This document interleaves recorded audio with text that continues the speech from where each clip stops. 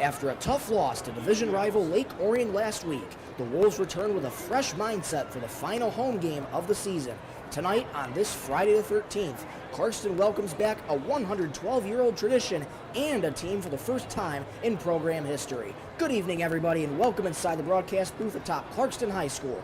I'm Michael Rosencrantz, alongside my partner Jeff Ellensworth, and we are thrilled to have you along as the Harper Woods Pioneers and your Clarkston Wolves battle it out at the end of homecoming week. Well, Jeff, I say it's a tough loss to Lake Orion, but, you know, with the both of us being Clarkston alums, I'd say tough loss is an understatement. Yeah, absolutely, Michael. Losing to Lake Orion is tough in any sport, especially for a league title, especially at home. But these Wolves are going to come back out and bounce back tonight. Looking at tonight's game, both of these teams come in with a record of 4-3. And Jeff, this is not only a game where the Wolves will not only have to continue to play good football and limit those turnovers, while at the same time not focusing on last week, but remain in the present and focus on tonight. Absolutely, and I think they have the complete ability to do so. We need to remember that their three losses are to three teams that are top 10 in the state. Northville, 10. Lake Orion, 4.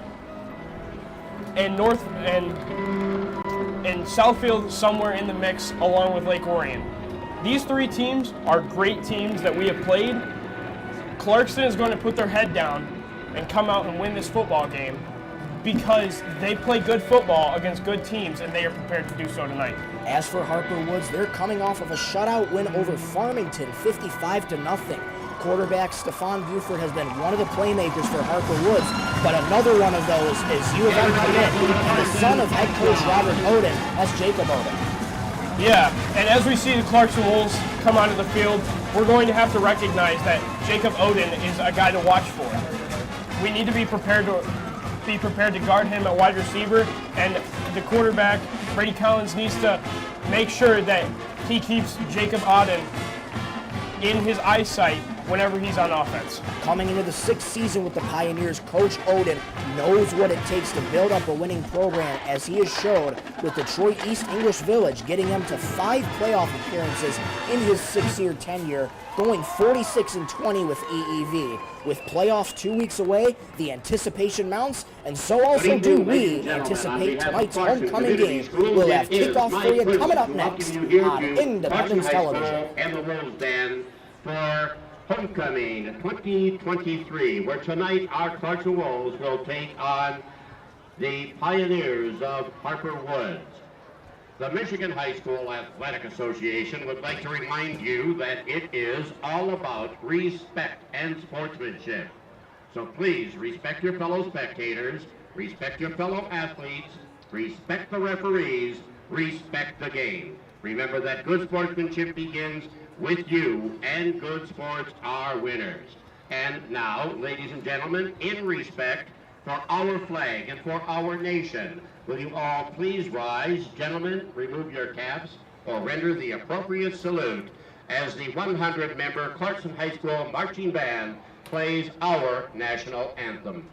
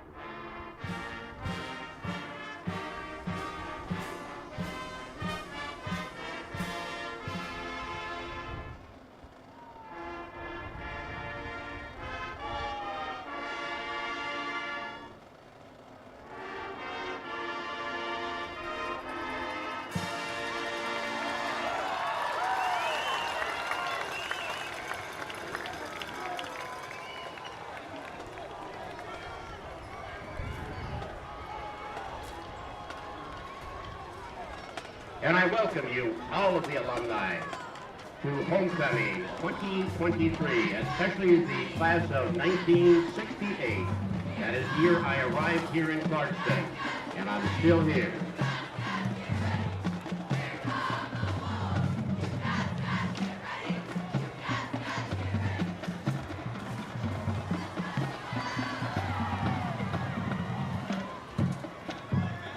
For all the young people in the stands, please stop by the photo booth behind the bleachers to receive your complimentary Homecoming 2023 photo.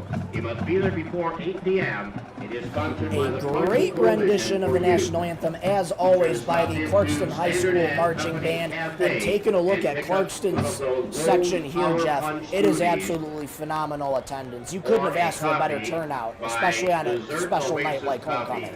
Yeah, absolutely. Not only is it homecoming, but it's senior night, and it's nice to see that even after graduating from Clarkston, there's so many people coming back. The Clarkston Nation is truly a special place, and I'm honored, along with you, to not only be calling this game, but to be calling it here at a special place like Clarkston High School. Yeah, absolutely. 8 weeks ago, we convened for the first time at the Big House, watched Clarkston take on Northville, and sadly, unfortunately, Clarkston lost.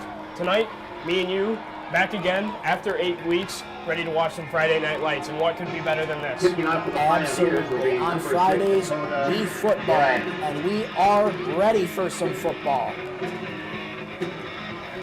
Brady Beck and Desmond Stevens are your two return men on the left side of your screen, near the 5-yard line. Clarkston is going to receive in the first half. Harper Woods will get the ball to start the second half. And the kickoff is away, and away we go on Homecoming. Pooch kick fielded to the 25 with running room, taken down inside the 45, and a fumble immediately, and Harper Woods is going to come away with it. And that, Jeff, that is not how you want to start the game if you're Clarkston. No, absolutely. Last week, Clarkston lost 2 fumbles to Lake Orion. We've got to minimize mistakes tonight and make sure we do our job. Everybody's got to do their job, and we'll get away with this game. But minimizing turnovers has to be the first priority. Harper Woods in phenomenal field position to begin their drive at the 39-yard line of Clarkston. And at quarterback is number 11, Nate Rochelle.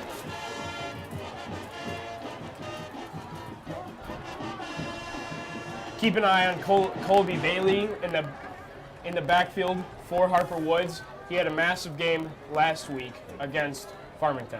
Nate Rochelle in at quarterback for Harper Woods. Gives straight up the middle, bounces off the Clarkston defender, and taken down just inside the 40 there. Bailey.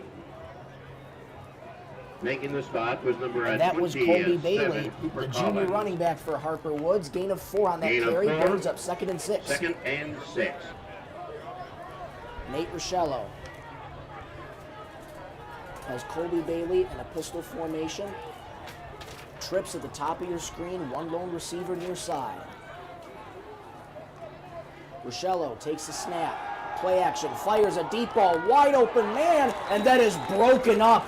Nice job by the defender by Clarkston to be able to break that up. Otherwise, that would have been a dangerous play early for Harper Woods. No, absolutely. Rochelle kind of overthrew his target, and it just happened to land incomplete. But 3rd down and 6. Hopefully, Clarkston can get Harper Woods off the offense off the field. 3rd down and 6 for Harper Woods. Have the ball spotted at the 35. Same setup. Trips at the top of your screen. 1 lone receiver near side. Rochelle back to pass. Fires a slant. Caught. Plenty of room for the first down. And taken down to the 21-yard line. Pass complete to Stephon Buford, who also plays QB/wide receiver. So we could see him in the game at some point running Wildcat. There is a flag. There was a flag on the play, and it's going to go against Harper Woods. And they're going to have to try another 3rd down here, Jeff, with 11:10 to go. That helps Clarkston out a lot. I know that 1st down would have been a confidence killer, but if they could get off the field right here, that would rise the offense's confidence as well as the defense. Illegal procedure was the penalty on Harper Woods. Backs him up to the 40. Back it up to the 40-yard line. It'll be 3rd down and 11. That'll set up 3rd down, and they say 11. I got 10. Look at where I am. Nate Rochello looks to the sideline, gets the sign from Coach Odin. Colby Bailey in the backfield at tailback in a pistol formation. Rochello has the snap. Give up the middle to Bailey. He's got room. Runs back left. 20, 15, 10 to the corner of the end zone. Hits the pylon. Touchdown, Harper Woods. That is Colby Bailey with a 40-yard touchdown run. And that's a great start if you're Harper Woods. Yeah, absolutely. That's the start you want. I'm a little disappointed. It looked like there was a holding in the backfield, but it wouldn't have mattered. Bailey had a tremendous run right through the middle, and Clarkston was not expecting it at all. 6-0 for Harper Woods early. 10:43 to go in the first quarter. Looking to attempt the PAT.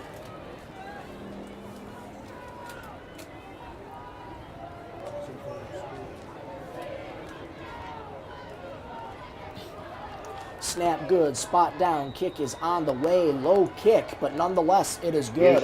Harper Woods takes an early 7-0 lead. 1 minute 17 seconds on their drive. How will Clarkston respond? That and more coming up on Independence Television.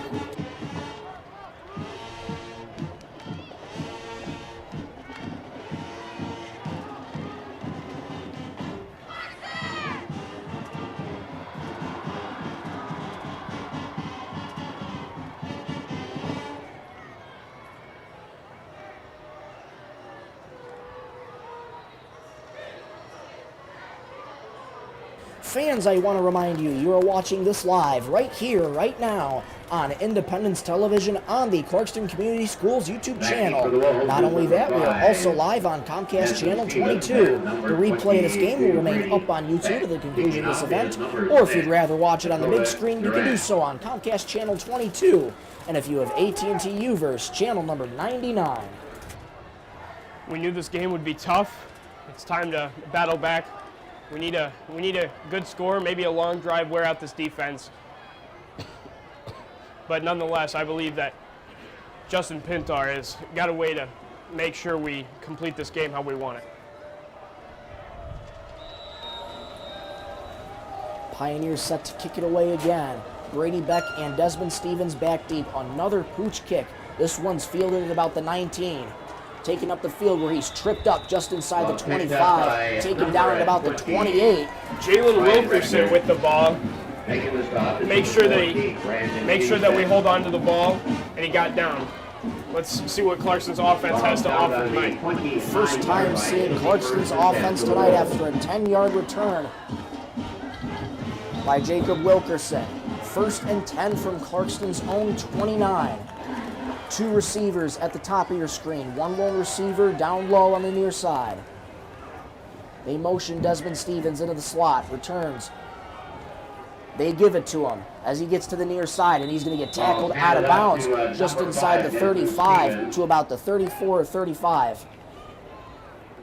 What's impressed me about Clarkston's offense this year is their ability to change plays, change direction, and also the creativity. Brady Collins can move with his feet. He can do it in the air. Desmond Stevens has shown that he can run from the backfield. He can catch passes in the field. So it's just the creativity of this offense that really makes it work like a well-oiled machine. Trips far side, 1 receiver near side. That's Desmond Stevens. They'll motion him. Collins with the snap.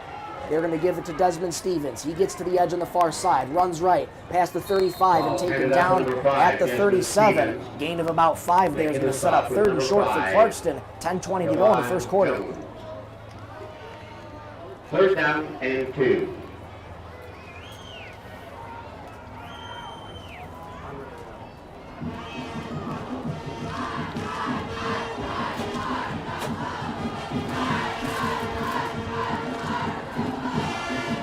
Clarkston on 3rd and short.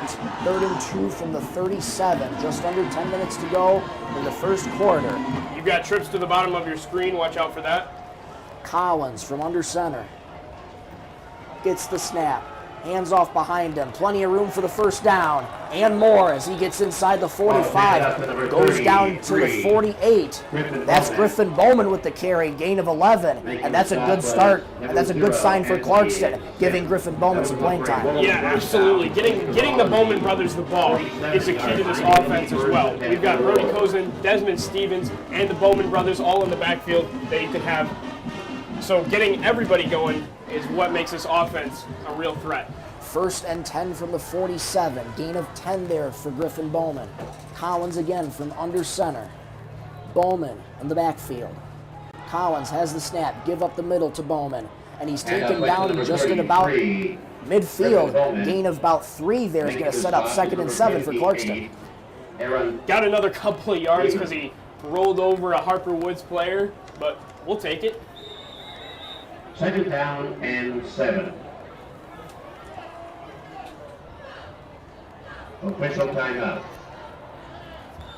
We just have an official timeout on the field. I think that's Griffin Bowman pointing to his elbow there. He might have hit it the wrong way, Jeff.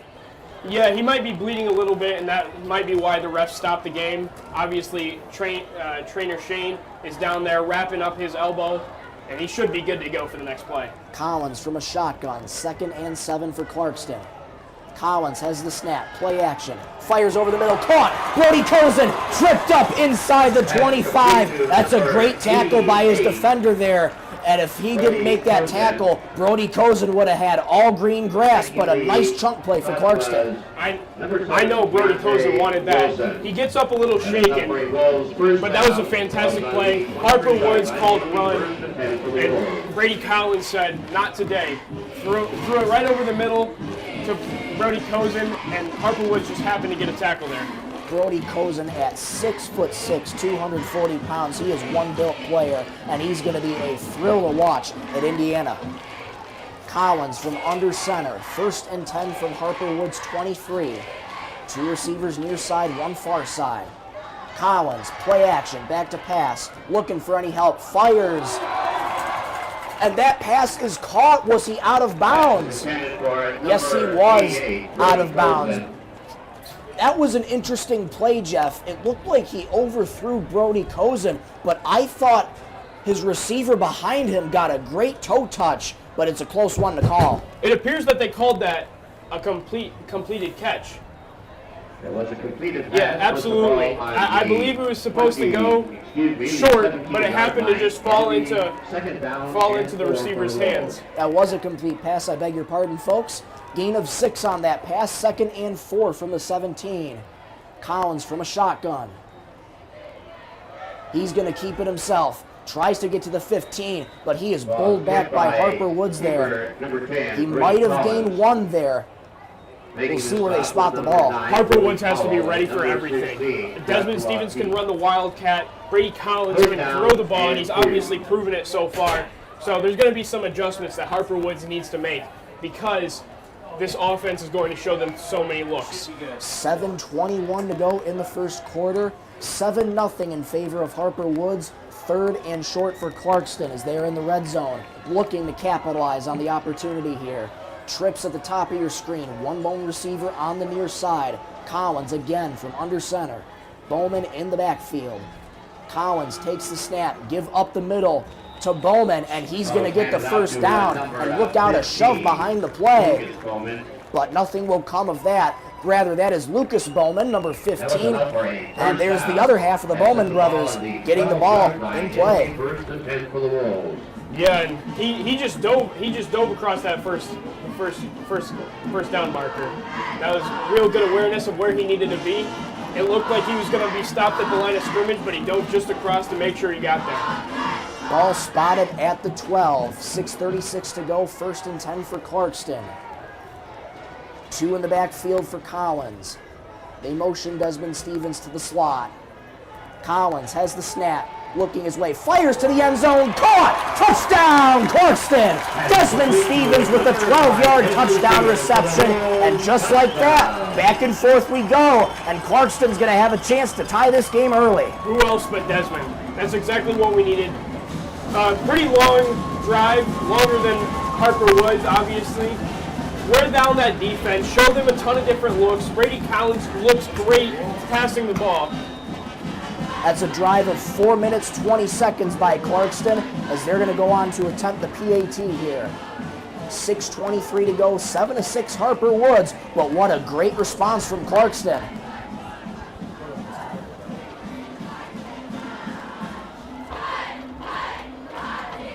Snap good, spot down, kick is on the way, and the kick is good. And just like that, the extra point by Eddie Langton is good. And Jeff, we got ourselves a football game early. We do indeed. And coming in, we knew that this was going to be a tough battle. Harper Woods, despite what their schedule says, is a very good football team.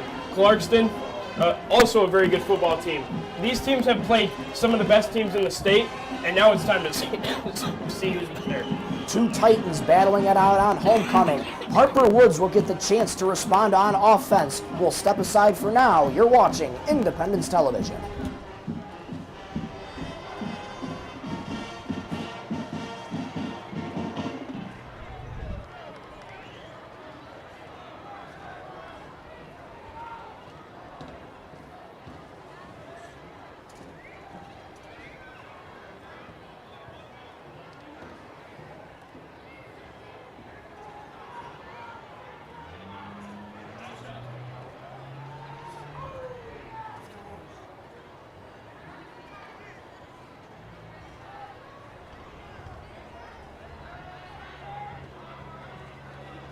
Kicking off for the Wolves is number 91, Aiden O'Neill. Back out of the break, 7 apiece. 6:23 to go in the first. Aiden O'Neill kicks it away. Another pooch kick, but we're going to get a whistle early. And it looks like Clarkston's going to be coming back. We're going to get a re-kick here, Jeff. Yeah, I'm not quite sure what happened there because there was no really flag on the play. I don't think the refs were really ready for the kick to happen. So let's just go do a re-kick. Clock ran down 1 second, 6:22 to go.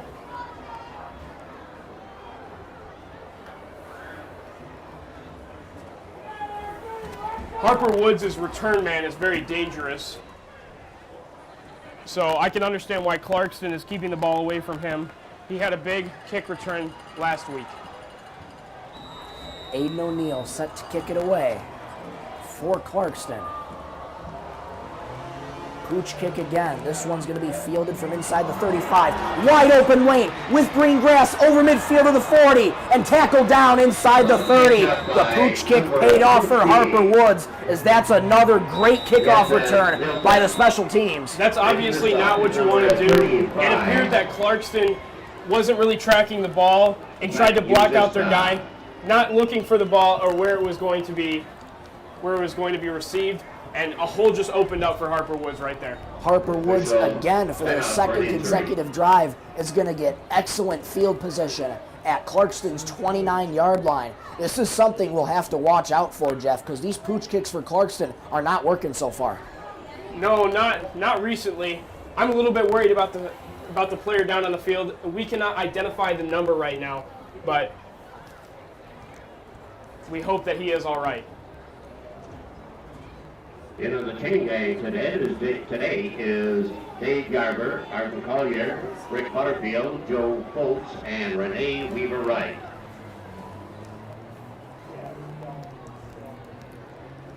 And folks, tonight on homecoming night, we are celebrating the class of 1968. And another good pointer to point out, Jeff, that was the first year when our public address announcer, Mr. Neil Grandlin, came to Clarkston. Yeah, it feels like he's part of Clarkston football. I mean, he's been here for so many years, it's almost ingrained. It's like he's never not been here. And I've known that he's been the public address announcer for my entire life. So it's nice to see that the class of 1968 is getting some recognition tonight. We are so glad that everybody could make it out today. And another continued thanks to Mr. Neil Granlund for all of his service to Clarkston Athletics. The trainer for today is Shane Crivellis.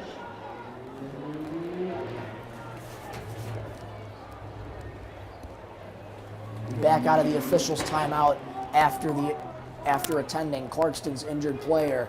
We have 1st and 10 at Clarkston's 29. He is not walking or putting any pressure on his foot right now. We certainly hope that he's okay.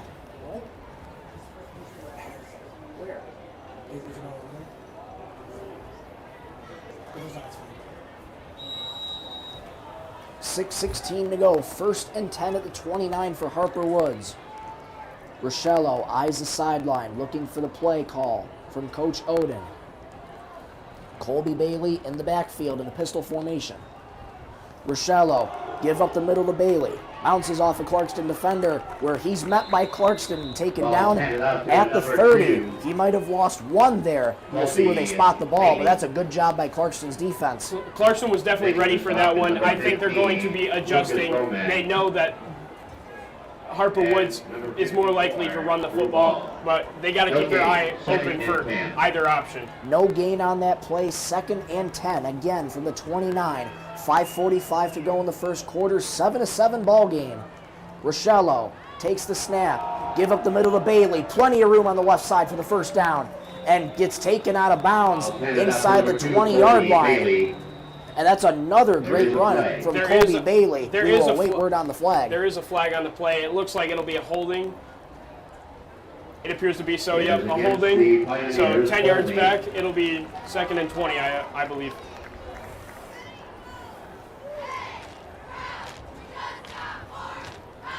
Holding on Harper Woods is going to set the ball back 10 yards. Now they'll start the walk back. And Jeff, this season for Clarkston, they're 4-3. You can definitely say the season has been full of ups and downs for Clarkston, but they're still coming out every day on the gridiron, playing like it's their last game. Yeah, and Clarkston has been a very good football team for a long time. And even though we've lost a ton of players and there's a lot of new starters, they've come out here and done their job. They play tough, they play hard. They've been taught this, a lot of them, since middle school, so they know what they're supposed to be doing. Rochello fires to the far side. It's caught. Dances out of Clarkston defenders where he's taken down inside the 35. That's Stephon Buford on the far side getting that reception. He's taken down just inside the 35 to about the 32. That's a gain of 8. We'll set up 3rd and 12 for Harper Woods. Harper Woods goes tempo, trips at the bottom of your screen. One lone receiver at the top of your screen. Colby Bailey in the backfield. There is a flag. There is a flag, and I think this is going to go against Harper Woods. That it is. They will be backing up. Back them up 5 yards. It's going to set up 3rd and 17. And when you're in Clarkston territory, these penalties have been rough for the Pioneers so far. Yeah, absolutely. I mean, you saw the first one during their first drive, and it wasn't a drive killer because they ended up getting that 40-yard touchdown. But this could potentially be a drive killer if they continue to gain penalties. 3rd and 17 for Harper Woods at Clarkston's 37. Clarkston's crowd fired up, urging their defense to get a stop here. 4:24 to go. Rochello back to pass. Pressure coming. Fires a deep ball. He's got a man. Caught! Touchdown, Harper Woods. What an absolute dime of a pass by Jake Rochello. That is a 37-yard touchdown reception. That's Ramonte Housey, the senior wide receiver, and what a way to capitalize again for Harper Woods. Yeah, and there was an unsportsmanlike conduct called at the end of that play for an inappropriate celebration. So keep an eye on that for the kickoff. But that celebration really didn't belong and doesn't really belong in high school sports, so I'm glad the refs identified it and threw the flag. 2 for 2 so far for Harper Woods. They've been perfect on their drive. That drive was 2 minutes 5 seconds. Rather, 2 minutes 4 seconds with the 1 second burn off on the kick. 13-7 Harper Woods out for the PAT. And this is a spot, Jeff, where if you're Clarkston's defense, you've got to toughen up here. Yeah, you really can't be getting beat on 3rd and 17, and really that's a confidence killer for the defense, and it's nobody's fault. We just have to be better prepared for next time. We've got to understand that it's a passing situation, and things are going to happen. So hopefully we go down the field, we score again, and our defense comes out better prepared, maybe with a little bit better defense, because the special teams has been put in a tough position, pooch kicking to Harper Woods, and they're getting open runs down inside Clarkston's own 50. The unsportsmanlike penalty at the end of that play is going to be tacked on to the extra point here. So Harper Woods more than likely is going to try a 2-point conversion here. Obviously, you need to watch for the pass. It appears to be too far for a run. So everybody just needs to be prepared to back up and play safe. Rochelle has the snap, fires wide open, big collision in the end zone. There's a flag. The 2-point conversion is good, and that is probably going to go up for a late hit on Clarkston at the end of that play. And Harper Woods extends their lead to 8, 4:18 to go. Yeah, I don't really understand that flag right there. It appeared to be a fine. No helmet-to-helmet contact. It was shoulder to shoulder. But it's disappointing because number 6, Dakota Garant, ran right across the middle with like a little slant route in the slot position and appeared to just be wide open in the end zone. The safety was caught off guard and had to make that hit at the end, but there's really nothing that he could do. So. Personal foul's going to go against Clarkston. I would imagine this would be tacked after the kickoff. Yeah, absolutely. I mean, Harper Woods has had success with pooch kicking it to Clarkston. This just gives them the ability to pooch kick it even more. Or they could decide to pin Clarkston back deep with an easier run-up to catch Clarkston off guard. Kickoff is actually going to start in Clarkston territory. Clarkston's going to have to watch out for a potential onside kick here and be ready to try and make a move as Harper Woods' defense and special teams is going to be coming in hot. 4:18 to go, 15-7 in favor of Harper Woods.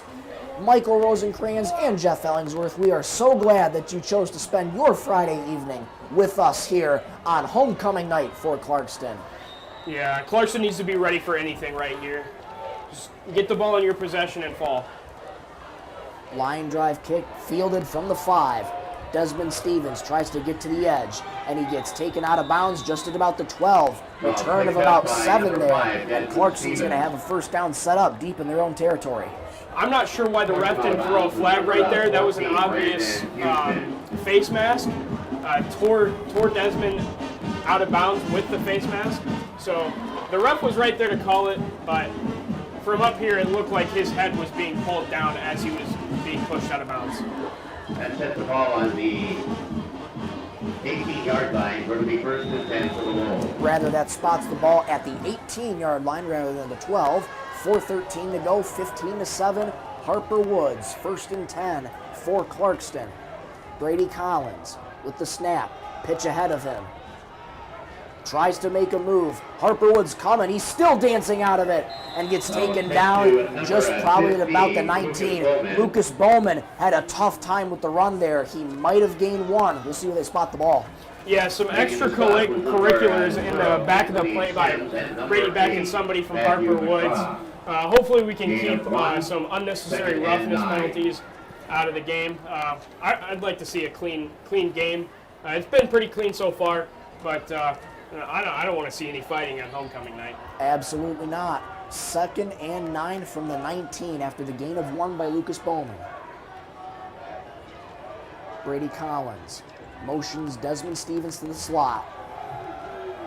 Has the snap, give up off the middle, and he got taken down just to about the 20. That's Griffin Bowman, and he himself gained 1 there. It's going to set up 3rd and 8 for Clarkston. Yeah, this Harper Woods defense has done really well coming out Second drive of the game for Clarkston. They've readjusted really well, and this is now a passing situation for Brady Collins. And we've seen it in his first drive. He can definitely do it. So let's just hope that call draws up a good creative offensive play for him to get the ball out fast and to somebody that can make a play. 3rd and 8 for Clarkston at their own 20. 2:45 to go in the first quarter. 15-7 in favor of Harper Woods. 2 receivers split at both sides. Collins from a shotgun has the snap, rolls right, fires, pass in traffic, and it goes incomplete. And Clarkston's going to go 3 and out on that drive. They'll have to punt it away. Yeah, I think Harper Woods kind of recognized that it was going to go to the bottom of the field. I mean, they had Brody Cozen and Desmond Stevens both on that side of the field. And it appeared that Brady Collins just kind of threw it expecting Brody Cozen to be there. And luckily it wasn't picked off because Brody Cozen was surrounded by at least 2 defenders. Dangerous pass in traffic, but nothing will come of that. 4th and 8 for Clarkston, set to punt it away. Matt Jafke is your punter tonight. 2:32 to go, 15-7, Harper Woods.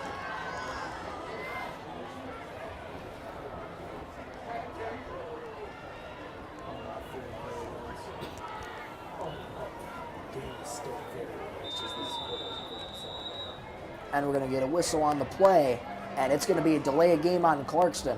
That's going to set them back 5 yards. Yeah, it looked like there was a little miscommunication.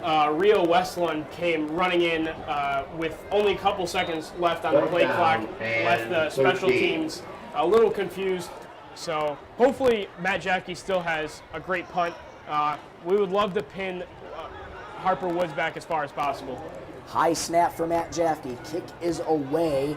Short kick still in Clarkston territory, and it's going to slowly roll to the 45 of Clarkston, and that's where it's going to be down. And once again, Jeff, Harper Woods getting great field position. Yeah, absolutely. I think that Clarkston can definitely stop them on defense. I think they just need to continue working hard. They can't be caught off guard by any long passes anymore. They've got to recognize that Harper Woods is willing to throw it and they can run it. Harper Woods has been 2 for 2 on their drive so far. Clarkston has got to start clamping up on their receivers to make this a close game. Rochello from a shotgun. Colby Bailey at tailback in the pistol formation. Rochello has the snap. Fires deep. And that pass is broken up. And that's a nice job by Clarkston's defense, as his receiver had plenty of open space. Breaking it up was number 23, Brody Rotter. Brody Rotter with the backup. Very important junior to this team. That was an excellent job. Well done. 2nd and 10 for Harper Woods at Clarkston's 45. 2 minutes even to go in the first quarter. 15-7, Harper Woods. Rochello now changing the play. Back into a shotgun. Here's Rochello. Hand off to Colby Bailey. And he's going to get inside the 45 where he's taken down. Rather, that's not Colby Bailey. That is number 52 for Harper Woods. Drew Ball with the stop there. It looks to be a 3rd down and 7, 3rd down and 6. Let's get Clarkston's defense off the field.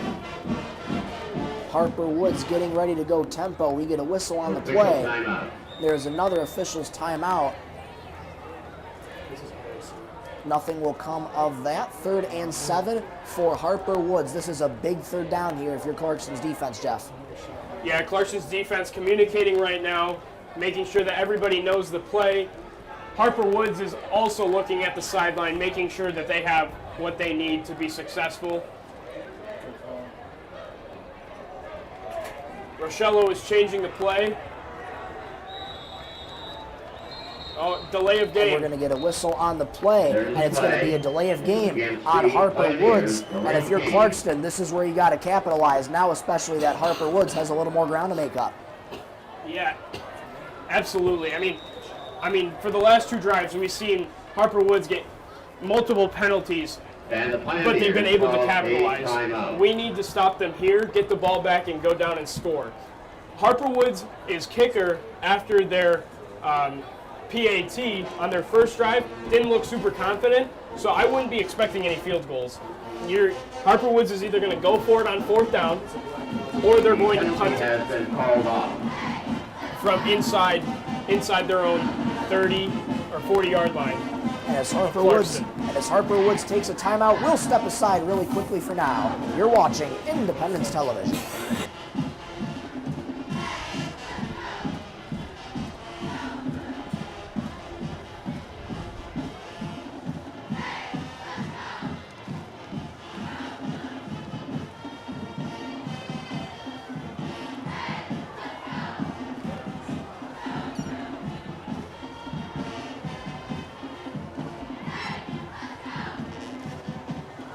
As the delay of game was picked up because Harper Woods got a timeout, we go back to the 3rd and 7, and it appears that there is a new quarterback in the game.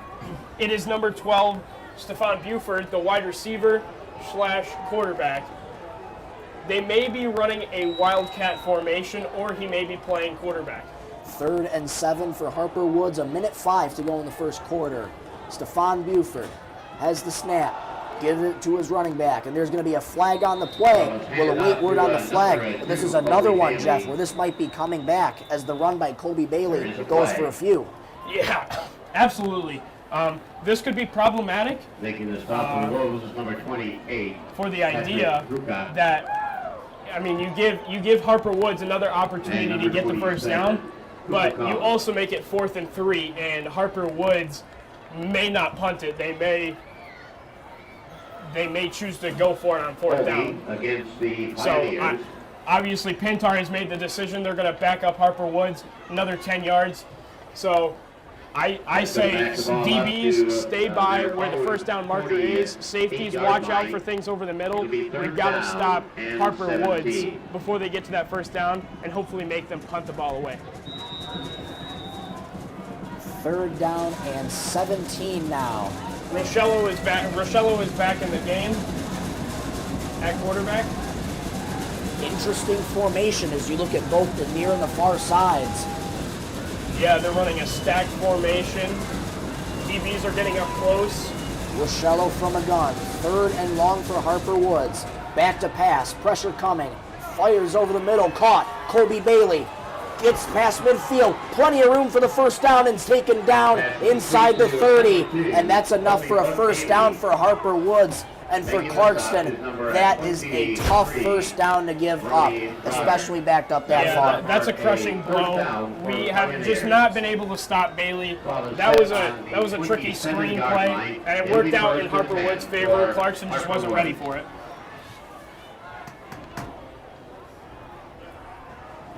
That's a gain of 29 on that screen pass. Final 15 seconds to go in the first quarter. Trips at the bottom of your screen, one lone receiver on the far side. As Rochello looks to the sideline, final 5 seconds ticking down, and they're just going to let this clock run out. And that is how the first quarter is going to end. It's been back and forth so far, 15-7 in favor of Harper Woods, but the Pioneers knocking on the doorstep. Second quarter action coming your way next on Independence Television.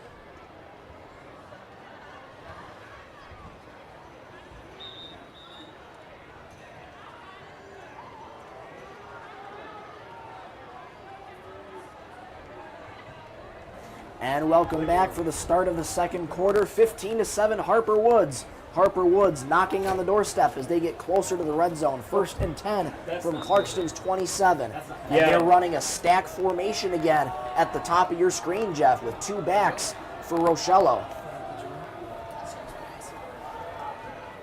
Rochello once again eyes the sideline, looking for the play call from Coach Oden. Rochello has the snap, give to Colby Bailey. And pushing the pile forward, taken down at the 25. Will await word on the flag that was thrown in the secondary. There is a flag. It appears to be a face mask on the defense that will extend Harper Woods' drive to another 15 yards. Harper Woods will move up 15. Rather, they spot the ball at the 20 with the new rules put in place earlier this year. So they have it first down for Harper Woods at the 20, just inside the red zone. They're going to run a stack formation at the top of your screen again. 1 lone receiver on the near side. 2 backs in the backfield for Jacob Rochello.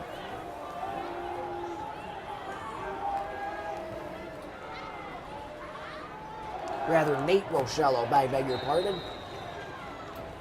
And that pass is going to go incomplete, set up a 2nd down. It looks like the ball appeared to be batted down at the line of scrimmage. I believe the ball was attempting to be thrown to number 15, Yazin Milton, who's being guarded by Colin Corman. 2nd and short for Harper Woods. That previous play was 1st down and 3. Now is 2nd down and 3 at Clarkston's 20. Nate Rochello has the snap. Give to Colby Bailey, running near side. Still on his feet, and he goes just out of bounds. Maybe a gain of 1 there. We'll see where they spot the ball. It appears he may have lost about a half a yard. That is Donald Adams, number 22. I beg your pardon. 2nd down and 3. Is it a replay? Why is it 2nd down again? That is a 3. No, it is third down now. It's 3rd down and 3. It is now 3rd down and 3 after getting official confirmation from Mr. Neil Granlund. 3rd down and short for Harper Woods. I would be expecting this to be 4th down territory, just because I don't believe their kicker is very strong based on the kicking standpoint. So this is 4 down territory, so potentially Clarkston has to stop Harper Woods' offense 2 more times to get off the field. And we're going to get movement before the play. And it's going to be a dead ball, delay of game rather, on Harper Woods. That's going to back them up 5, sets up a 3rd and 8 at the 25 at Clarkston. Although Harper Woods is up, they have not been able to minimize mistakes, which has really surprised me tonight because they've come out so strong. And when they get these penalties, they seem to fire right back and put the ball into the end zone. So eventually one of these times, Clarkston is going to capitalize on it, because they keep making mistakes. And I think that's going to be another word for the coaching staff tonight, especially head coach Rod Oden for Harper Woods, is we got to stop getting penalties. These penalties have been piling up for Harper Woods so far, and they've still been able to capitalize. 3rd and 8 for Harper Woods. Trips at the top of your screen, 1 load receiver on the near side. Nate Rochello has the snap, back to pass. Looks, fires to the left side, wide open, caught, dances away from the defender, and gets down to about the 15, and that's going to be enough for a 1st down as Stephon Buford gets a gain of 10 there. It appears there was miscommunication on defense. There was the trips there, and 3 guys were covering 2 wide receivers, leaving number 12, Stephon Buford, open, and he was able to get the 1st down. Harper Woods back inside the red zone. 11 minutes to go in the first half, 15-7. Harper Woods, 1st down and 10 from Clarkston's 15. Snap from under center, give up the middle. And not much there. Goes Colby Bailey.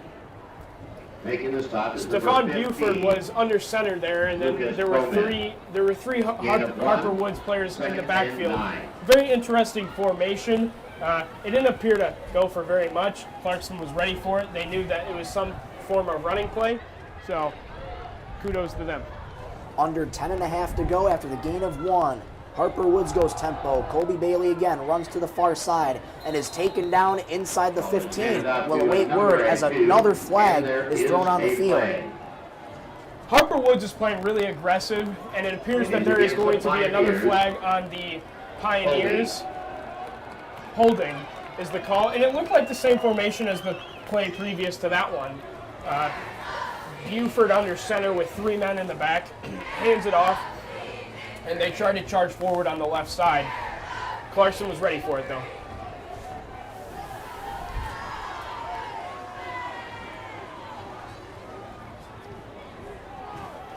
A holding call for Harper Woods will back this drive up 10 yards. It'll still be second down, but hopefully Clarkston can capitalize on that'll these bring up penalties. a second down and 19. That backs him up to Clarkston's 24, back outside the red zone for Harper Woods. 2nd and 19, 10 minutes, 10 seconds to go in the first half. Lone receiver far side trips on the near side. Rochello eyes the sideline. Gets the play call from Coach Oden. 2nd and 19, just under 10 to go. Rochello fires over the middle, caught. And being backed up to inside the 15, but they'll count forward progress. Number 4, As that pass was completed, number 4, Ravante Hausa. A couple extracurriculars after the play. It'll be about a third and 8. It appears to be third and 8. Still, I believe this is 4-down territory. So there is a flag. Oh, there's a flag now. There is a flag, and it looks like it's going to be an illegal procedure on Harper Woods. And again, this is another penalty on Harper Woods. They have got to start minimizing these penalties here when possible. Yeah, the continuation of penalties is definitely killing their drives. I know Clarkston's defense is tired. They have been out there for a long time now. But if they can continue to get Harper Woods to keep making these mistakes, they can get off this field. It is now 2nd and 24 for Harper Woods back at Clarkston's 29. Same setup. Lone receiver at the far side, trips at the bottom of your screen. Rochello once again eyes the sideline looking for the play call. You've got Donald Adams in the backfield right now, calling out protections. Rochello has the snap, back to pass, looks, fires, caught, and that's about the 15. Still on his feet and tripped up at the 15. That's a disappointing play because that is the same exact play that they scored their 2-point conversion on. Same receiver as well, number 6, Dakota Garant. That sets the ball on the. That was the same exact play, and Clarkston was still not ready for it as they were playing. They were playing a little bit of zone coverage. 14-yard reception from Jacob Garant sets up 3rd down and 10 for Harper Woods at Clarkston's 15. Rochello has the snap, gives to Donald Adams in the backfield, and he's going to be taken down short of the first down. 22, Donald Adams. And that's going to set up 4th down for Harper Woods. Taking the stop is number 33. And will we see the field goal unit, or is Coach Oden going to go for it? I have a good feeling he's going to go for it, Jeff. Yeah, absolutely. I mean, the PAT that they kicked barely got over the crossbar, so they've got to go for it. 4th and 5 for Harper Woods. 18 to go in the half. Clarkston's defense looking for this ever so important stop. Here comes the jungle and Clarkston's crowd urging their defense to get this stop. 4th and 5 for Harper Woods. They motion to the slot. Rochello fires that way. Pass is caught and taken down He will not get at the the first 10, down. and I think he's short of the first down, and that's a great job by Clarkston's defense finally getting off the field, and that's going to set up a first down for Clarkston as Harper Woods turns it over on downs. Colin Portman finally makes a big play. He had not seen any action recently as nobody had been throwing his way, but when Rochello did, he answered the call, making that tackle, getting the ball back for him, and now he's going to go out there and play wide receiver. Clarkston's defense can breathe a sigh of relief after a great possession time by Harper Woods. Clarkston hadn't got the ball since nearly the end of the first quarter, and now with 7:55 to go, this is their chance to make a statement before the half ends. And we need to remember that Harper Woods is getting the ball in the second half. We need to make sure that this game is close. And a miscommunication on the sideline as Clarkston going to take a timeout, and Coach Pintar visibly frustrated with the miscommunication. And as Clarkston takes a timeout, we'll step aside. You're watching Independence Television. Lost your Marriott Visa card. If you have, you can claim it at the concession stand.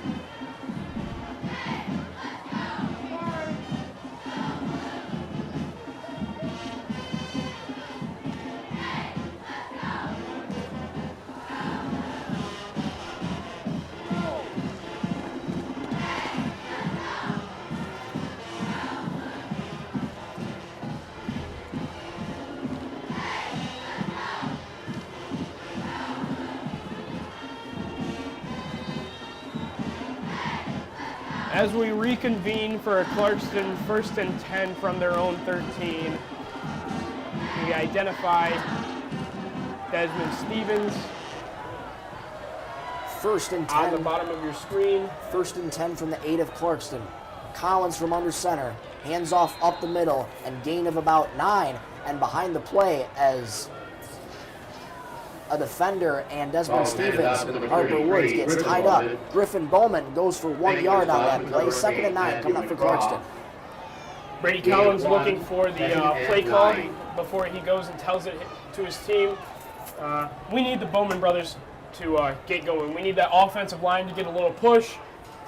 We need a lot of things to start gelling, and hopefully this is the time to do it. Big pressure situation right before half.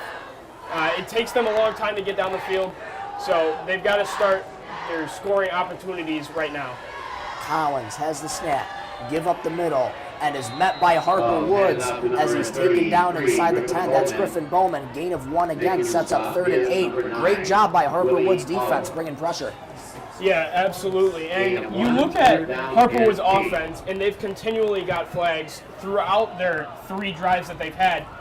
Their defense has not gotten the flag all night, which is very impressive. They've been able to keep Clarkston off the field with their offense dominating ball time possession, and then their defense just gets it right back for them.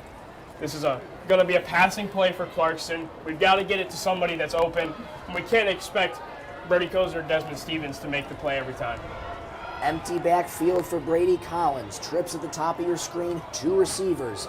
At the bottom, 3rd and 8 for Clarkston from their own 10-yard line.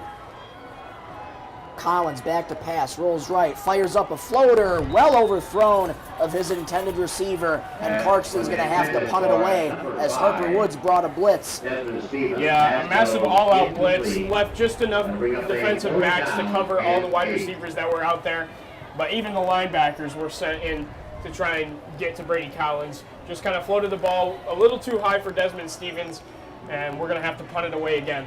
Harper Woods' defense doing a phenomenal job of keeping Clarkston at a stalemate for the time being. 6:13 to go, 4th and 8 for Clarkston, 15-7.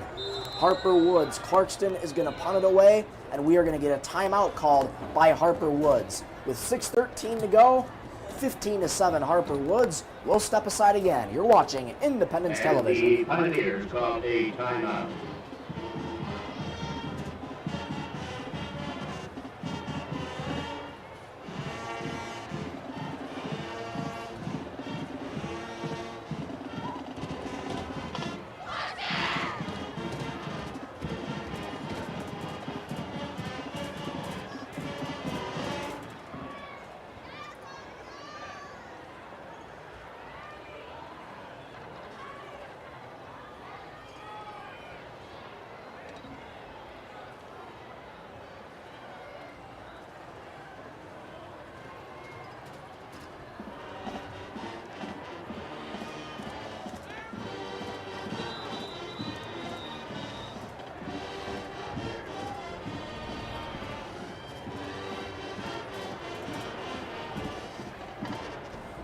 Back out of the timeout, 4th and 8 for Clarkston, 15-7. Harper Woods with 6:13 to go in the half. Matt Jafke is your punter. He had a pretty nice punt the first time. Let's see if he can get it even farther. Snap back to Jafke. Look out. He has to hurry up to get that kick away. Oh, he fumbled! And a fumble! Loose ball and a scramble for it. Who's got it? It appears to be Clarkston says they football. got it. It appears to be Clarkston's football. Clarkston capitalizes as their punt unit is able to come away with the fumble. And we're going to see Clarkston's offense come out here again. And this is where you have got to capitalize, Jeff. Yeah, absolutely. And this gives Brady Collins much more room to operate. I would expect to see maybe a pass on first or second down, and then hopefully you get close enough that you can just give a Bowman brother the ball on third down, run it right up the middle for another first down. That was a fantastic play by special teams.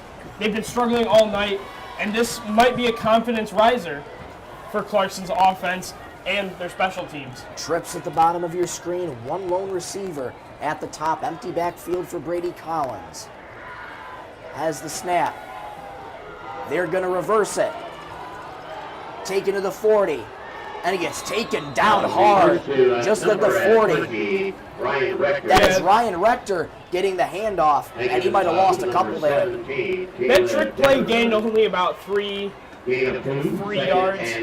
A little disappointed in that. It was a nice draw up, but it appeared that Harper Woods was ready to go for it. That's a gain of 2, I beg your pardon. 2nd and 8 for Clarkston. 5.5 to go in the half.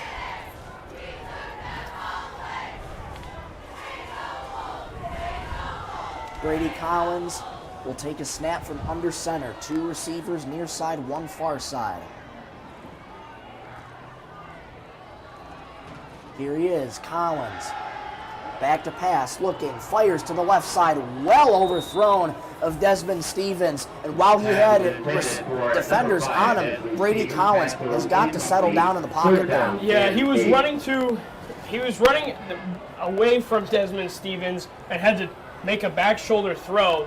He had plenty of room to operate. He could have just ran the ball, but we need to see Brady Collins set his feet and throw it correctly. I know he's a little bit nervous. Obviously, this is homecoming game. There's a lot of pressure here. There's not a lot of Clarkston Wolves football teams that lose on homecoming, and you can definitely see that there's a little bit of nervous. You can definitely feel the nervous energy in the air. 2 receivers each side for Clarkston. 3rd and 8 from their own 40. Motion, Desmond Stevens. Collins back to pass. Pressure coming. Fires a quick screen. And that is caught. And rather, that's incomplete as that ball falls to the ground. And that's going to be sets up a 4th down for Clarkston as they couldn't connect with that pass. That goes incomplete. Yeah, and you're going to get the punt team back on here. A defeated-looking offense currently. They've got to get something going. There's 5 minutes left in the game, or 5 minutes left in the half, excuse me. Matt Jafke had a great punt, and then we had a great, a great recovery, excuse me. So, obviously you can't expect the special teams to do it again, but we need a good punt from Jafke right here. Jafke gets the snap. End-over-end kick is going to take a bounce and is immediately down by Clarkston just at about the 26-yard line of Harper Woods, and that's where they'll take over. Yeah, number 28, Patrick Ruka, who rose up to grab that ball. Harper Woods' offense starts at the 29-yard line, and the defense has to make sure that Harper Woods does not get any chunk yardage. We want to make sure this drive is the hardest drive that they have had tonight. Be on the lookout for more laundry on the field from the refs. 2 receivers each side now for Harper Woods. Rochello again eyeing the sideline, looking for the play call. He's got it, communicates it to his offensive line. Rochello with the snap. Give on the ground and taken down just at about the 30. Goes Colby Bailey. Gain of 1 there, sets up 2nd and 9 for Harper Woods. Yeah, Harper Woods wants to get Colby Bailey going. And obviously our front three defensive line are getting to it quickly. It's just when we're running screen plays and when they're running outside the tackles is when we're making it difficult. And it appears there's going to be an offsides on the defense. Another 5 yards for Harper Woods. Definitely saw movement there from Clarkston. We will await word on the flag, but they are moving them up 5 yards. Offsides on Clarkston will set up 2nd and 4 for Harper Woods. Take the ball to the 35-yard line. We cannot let Harper Woods' offensive drive get any easier. No more mistakes. 2nd and 4 now for Harper Woods. Trips at the top of your screen, 1 receiver on the near side. Colby Bailey in a pistol formation working at tailback.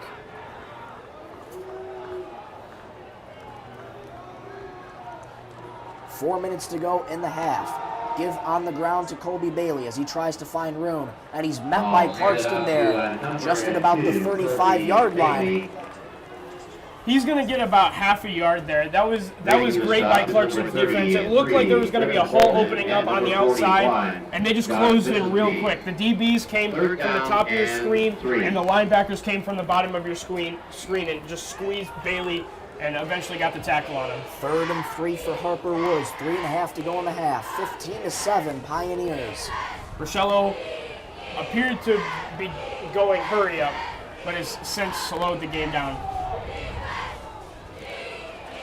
Rochelle has the snap, back to pass, fires over the middle. And that pass is complete. And that's a great job. Brought in by Dakota Durant. It's a nice catch. That was enough for a keeps the drive alive. Pioneers first down. Ball's And it now will on be a their Pioneers first down. 6-yard line. It'll be 1st and 10. Gain of 10 on that reception by Durant. 1st and 10 from the 46, just under 3 minutes to go in the first half. Once again, trips at the top of your screen, 1 receiver near side. Bailey in the backfield. Rochelle from a shotgun. Takes the snap, back to pass, fires over the middle. Well overthrown, and some miscommunication there sets up 2nd and 10 for the Pioneers. Yeah, it appeared there was nobody there, and our strong safety, Brady Beck, dove for it, but the ball was a couple yards in front of him, and he didn't really have an opportunity to get that. Pass is incomplete. 2nd down and 10. 2nd down and 10 for Harper Woods. Clock stops at 2:42, 15-7 in favor of Harper Woods. They're going to go a stack formation on the far side again. 2 receivers, split near side. Colby Bailey once again in the backfield. Rochelle try to get Clarkston on the hard count, eyes the sideline. Now he's ready. 2nd and 10 from their own 46. Rochelle back to pass. Look out, pressure coming, and down he goes. That's the first sack tonight allowed by either team. And for Clarkston, that should be a confidence booster right there, because that's going to set up by 3rd down and long. Yeah, number 89, Owen McCoy, made the tackle. And number 54 for Clarkston, Drew Ball lost his helmet there, so he will have to sit out a play. 35-yard line. It is now 3rd and 10. 3rd down and 21. That's a loss of 11 on that sack. A huge setback for Harper Woods. Yeah. Clarkston has got to capitalize on defense here. 3rd and 21. Rochelle has the snap. Looks, fires over the middle. Pass complete. Over the 40, still going is Stephon Buford, and taken down to the 36. First down for the Pioneers, and that's another play where, again, Clarkston could not come up with a good defensive play to stop him. Yeah, and there's 2 minutes left in the quarter. There's going to be some hurry up now from Harper Woods. Harper Woods goes tempo.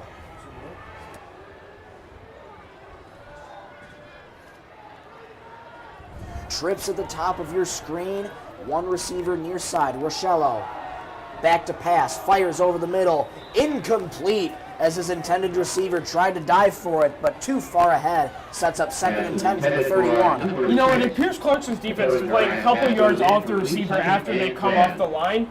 I didn't like how much space the receivers had when Rochelle was throwing to him. Clarkston's DBs have to do a better job of sticking with the receivers and making sure that they are tackled immediately if they're going to catch the ball. 2nd and 10 from Clarkston's 31. Trips at the top of your screen. Again, one receiver on the near side. That looks like it's Donald Adams in the backfield.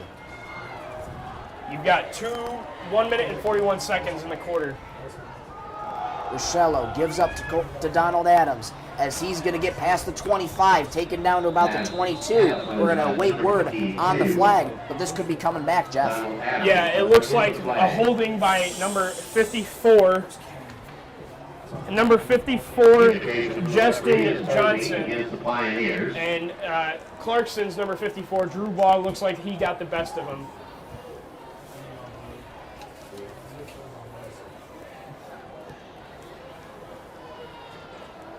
More laundry on the field for Harper Woods.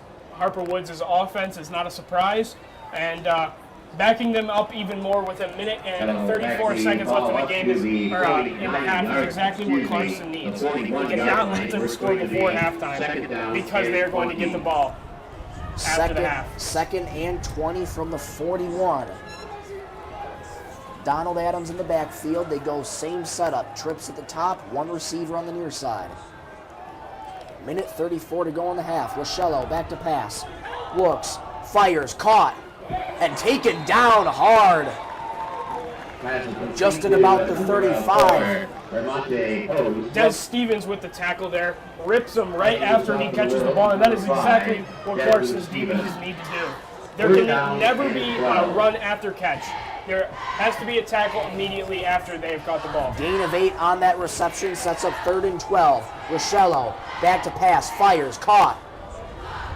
And getting past Clarkston defender, still on his feet, and taken down inside the 30, just to about the 27. Dakota Durant. That's the same concept as the long play that Harper Woods had on their second drive, as well as their 2-point conversion for their second drive as well. Gain of 6 on that reception, sets up 4th down and 6. 36 seconds to go in the half as the clock continues to run.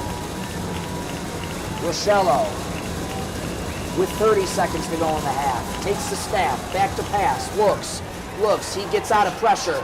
Plenty of room, and taken down by Clarkston, and I don't think he got there, Jeff. No, he did not. He falls about 2 yards short, and that is an excellent job by the Clarkston defense, making sure that they get off the field without Harper Woods getting a touchdown or even scoring at all. That was the key to this whole drive. Clarkston cannot let up any points, and right there, the defense showed how tough they could be. Couldn't have drew it up any better, partner. No, you really couldn't. I know the defensive coordinator is happy with himself. I know the defensive coordinator is happy with his players too, because they surrounded that football. One guy couldn't make the tackle, 2 more will take his place. 19.9 seconds to go in the first half. Clarkston has it 1st down and 10 from their own 24. Collins will take a snap from under center. Takes the snap. Hands off to Desmond Stevens. Gets to about the 24 where he's met by Harper Woods there. And the clock continues to run. And that is how the second half will more than likely end, as the clock continues to wind down from 5 seconds. And Clarkston heads back to the locker room. And we've played 24 minutes of football, 15-7 in favor of Harper Woods. But Jeff, again, Clarkston making a huge stop on defense, preventing Harper Woods from scoring. Yeah, absolutely. Not having that score at the end of the first half is a real confidence booster going into the locker room. I know Harper Woods gets the ball to start the second half, but hopefully the defense comes out and really understands what they need to do. They've seen the looks that the offense is going to give them. They understand that the offense is going to more than likely make mistakes with the flags and such. So we just need to come out prepared, be ready. We get the ball in the second half, we go and score. Right after Harper Woods gives the ball up, we're right back in this thing. We got to get back into this game, and we're going to. Yes, we are. 24 minutes of football down, 24 to go. We'll step aside, but stay tuned. Your homecoming ceremonies coming up next along with a performance from the Clarkston High School Marching Band. You're watching Independence Television.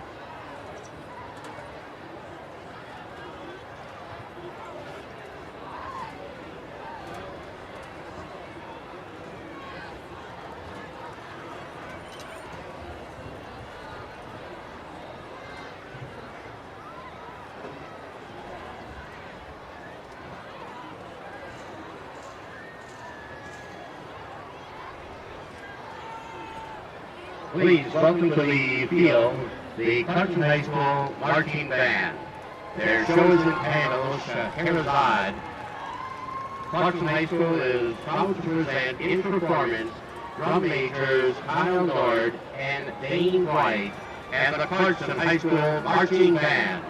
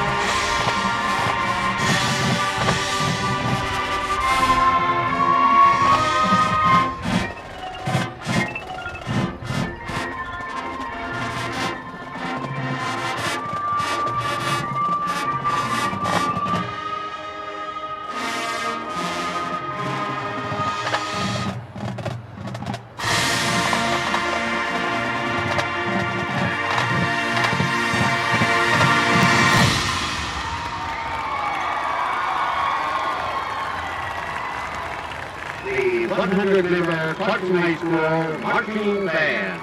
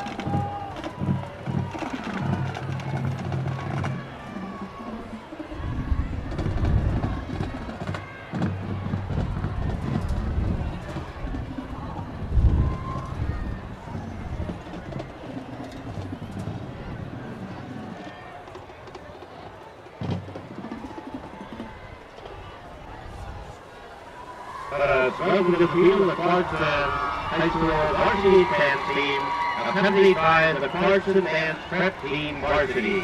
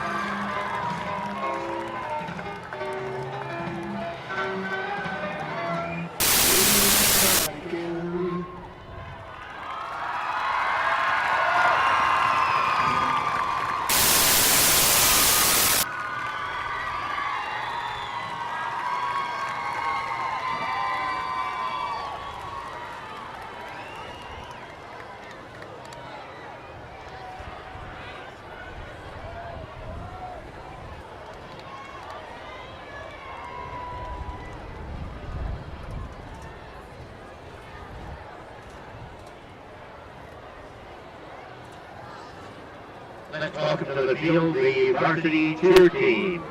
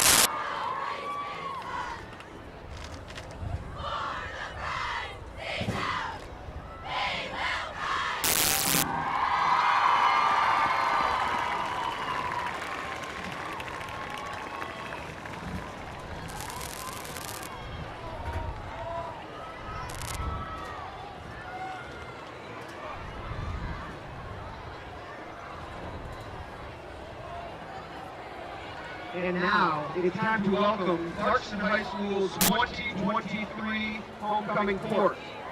First, our sophomore homecoming court winners, Lauren Knight and Lucas Bowman.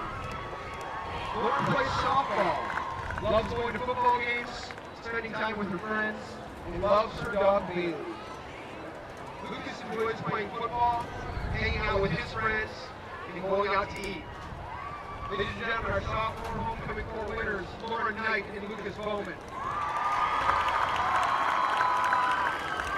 Next, our junior homecoming court winners, Olivia Booker and Diego Cordova.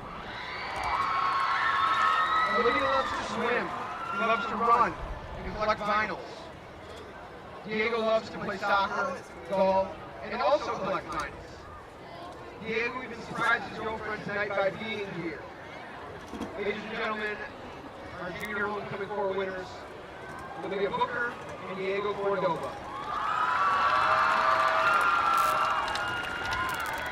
And now for our three homecoming court senior pairs before we announce our king and queen. Our first senior pair is Cassandra King and Brendan Rhodes. CK is on our varsity cheer team and track and field team. After high school, she would like to attend Grand Valley State University to go into the medical field. Brendan enjoys going to the gym, playing hockey with his friends, and spending time with his family. After high school, Brendan also hopes to attend GVSU. Our second pair is Tommy Butke and Lucas Richard. Tommy plans on attending Kalamazoo College, which will continue her academic and athletic careers. She enjoys playing travel soccer and coaching young athletes. Lucas would like to attend Michigan State University and go into medicine. Lucas has a podcast, runs cross country and track, and is learning how to skateboard. Our final senior pair is Avery Martin and Quinn Farrell. In her free time, Avery enjoys playing guitar and listening to music. She hopes to further her academic career at the University of Michigan or Michigan State University to major in business. Quinn plays varsity hockey and enjoys driving on the racetrack in his free time. He plans to go to college for mechanical engineering and head into the auto industry. And now the moment you've been waiting for. It's time to announce our 2023 homecoming king and queen. Drum roll, please. For 2023 homecoming court royalty, king and queen, Tommy Butke and Lucas Richard.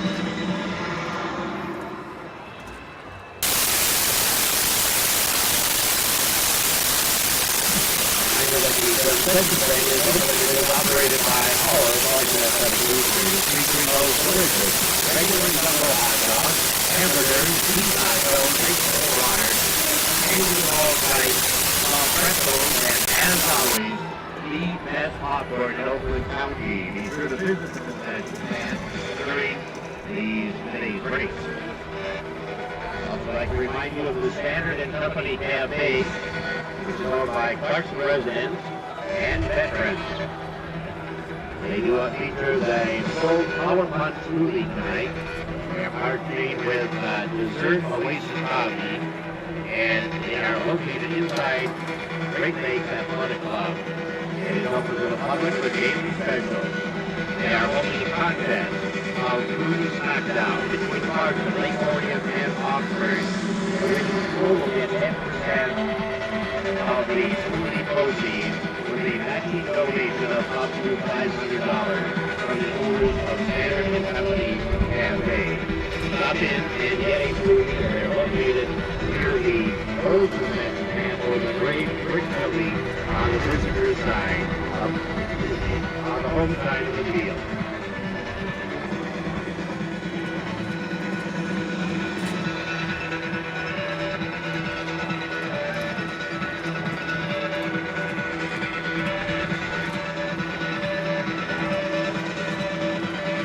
And welcome on back here to Clarkston High School. Second half just about to get underway in about 55 seconds time. I'm Michael Rosencrantz alongside my broadcast partner Jeff Ellingsworth.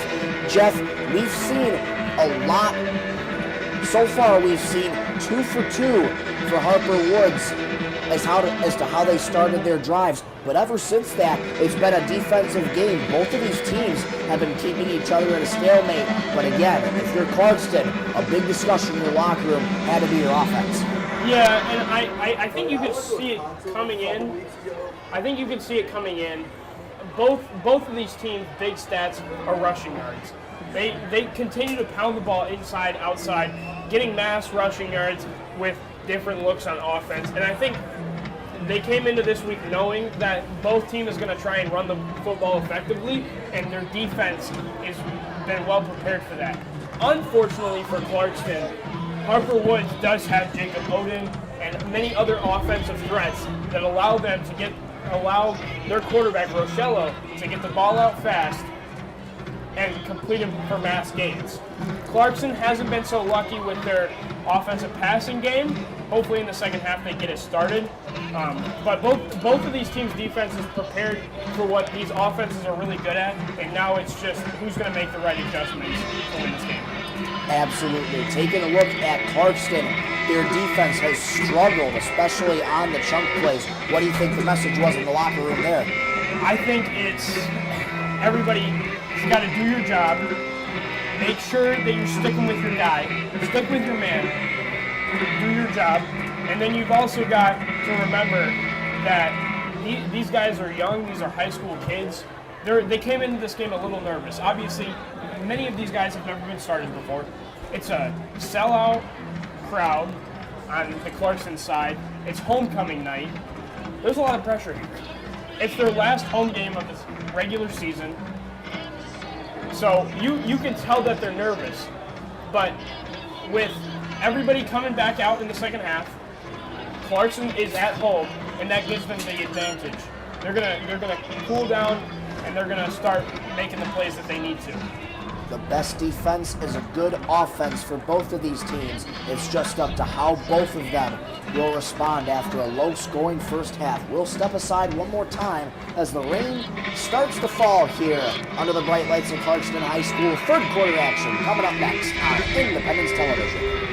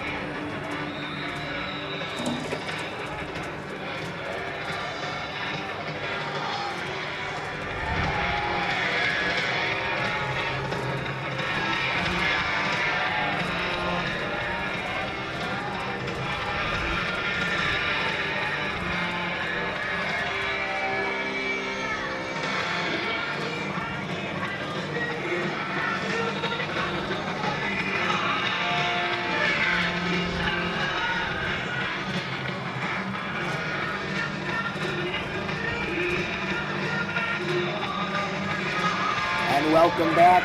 We are just about ready for the third quarter, and Jeff, fittingly, Clarkston looking to kickstart their hearts here in the second half. Yeah, absolutely. Never anything wrong with a little hype-up song to get them going.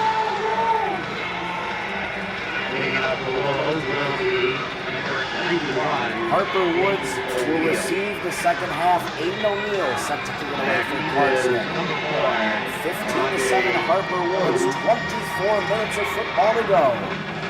As Molly Crew quiets down, the game begins. Kick is away, and the second half is underway. Fielded from the 15. Tries to get to the near side. Excellent and is met by Clarkston at the 20. Your kick returner is Ramonte House for making the stop was number 28, Patrick Pioneers. And your tackler down to the 22-yard line. It'll be like I said at the end of the first half, Pioneers. Clarkston's defense has to come out strong. We need to stop Harper Woods on their first offensive drive, march down the field and go score. And it all starts right here. 1st and 10 for Harper Woods at their own 22. 2 receivers at the bottom of your screen. Make that trips at the bottom of your screen. 1 receiver on the far side. They'll motion him. Rochello has the snap, pitches to him, gets to the sideline. Hauser still on his feet, stays in bounds, and gets taken out. Just inside the 35 or the 40-yard line. We'll see where they spot the ball. Well, that's a great run by Harper Woods early. It appears that head coach Pintar for the Wolves is visibly upset, but that was a nice game by Harper Woods, and that's not what you want to give up as the first play of the second half for Clarkston. Spot the ball at the 37, a gain of 15 for Hauser there. First down from their own 37, 11:45 to go in the third quarter. Rochello eyes the sideline, looking for the play call. He has it. Has the snap, give up the middle, and taken down just about the 42. Goes Colby Bailey. A gain of 5 on that carry will set up second and about 5 for Harper Woods. Pintar is still visibly upset. I'm not sure what's happening, but there's something going on during the play that made him very angry. He's coming onto the field, ref's not paying him any attention, but something's going wrong that he's not happy about during the game. 2nd and 5 from the 42. Rochello has the snap, give to Colby Bailey. Gets to the far side, has a first down, flag on the play. Taken down just at about midfield. And again, Jeff, looks like this play is coming back. Yeah, guess what, sports fans? There is yellow laundry again on the field, and this play will be coming back another 10 yards because it will be a Harper Woods holding.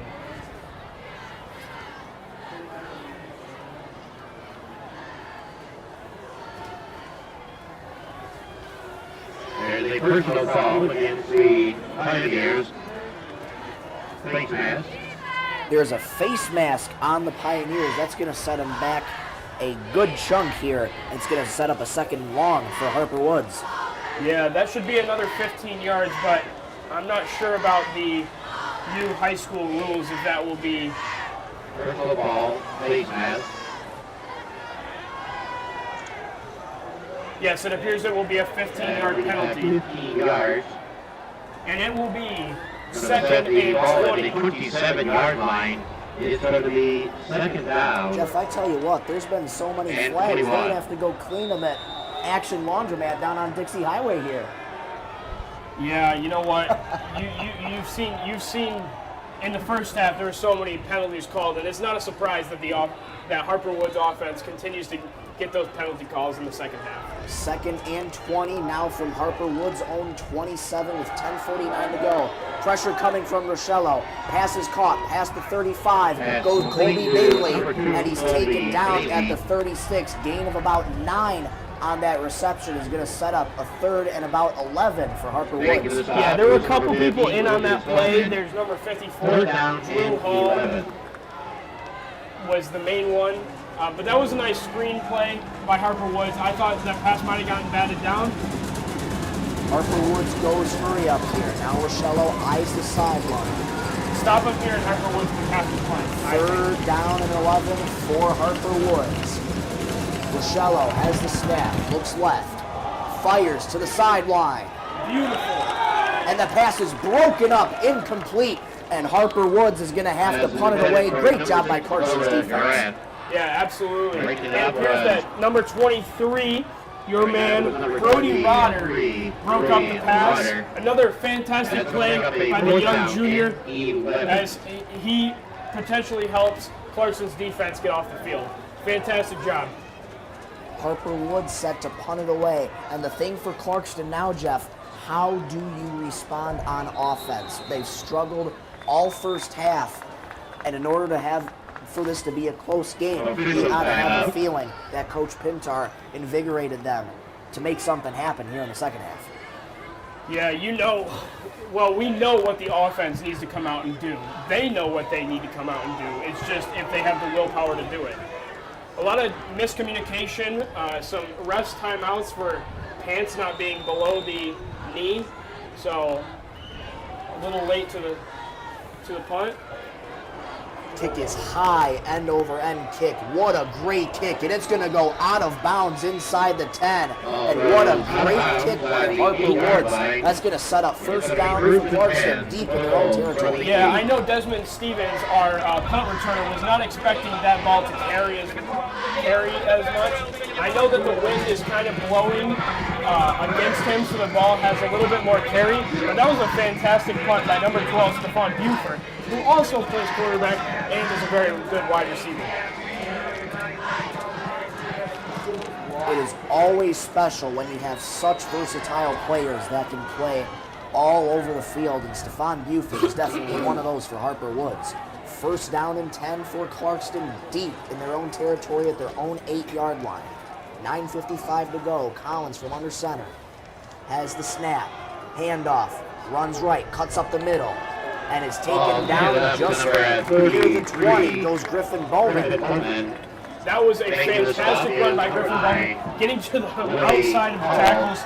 And it will be another Clarkston first down. We need to get this run game going, slow down this defense. The Clarkston's defense needs a break, and Harper Woods' defense needs to be kept on the field. We got to keep this Harper Woods offense off the field and make sure that they have as little opportunity as they can to score the ball. Gain of 11 there for Griffin Bowman. First and 10 from the 19. Just under 9.5 to go in the third quarter. Collins again from under center has the snap. Give up the middle to Bowman, where he's taken down just at about the 23-24. He'll gain a few there. Sets up a second and about 7 for Clarkston. Griffin Bowman getting a little bit of a push. Obviously, you can't run 10, 11 yards every play, but I'm happy with that 4-yard play. 4 + 4 + 4 equals a first down. So if he continues to run at least 4 yards per play, we're getting another set of downs. Second and 6 for Clarkston at their own 23. 15-7 Harper Woods. 8:50 to go in the third quarter. Collins from a shotgun. Empty backfield. 5 wide for Clarkston. Don't be surprised if there's a motion.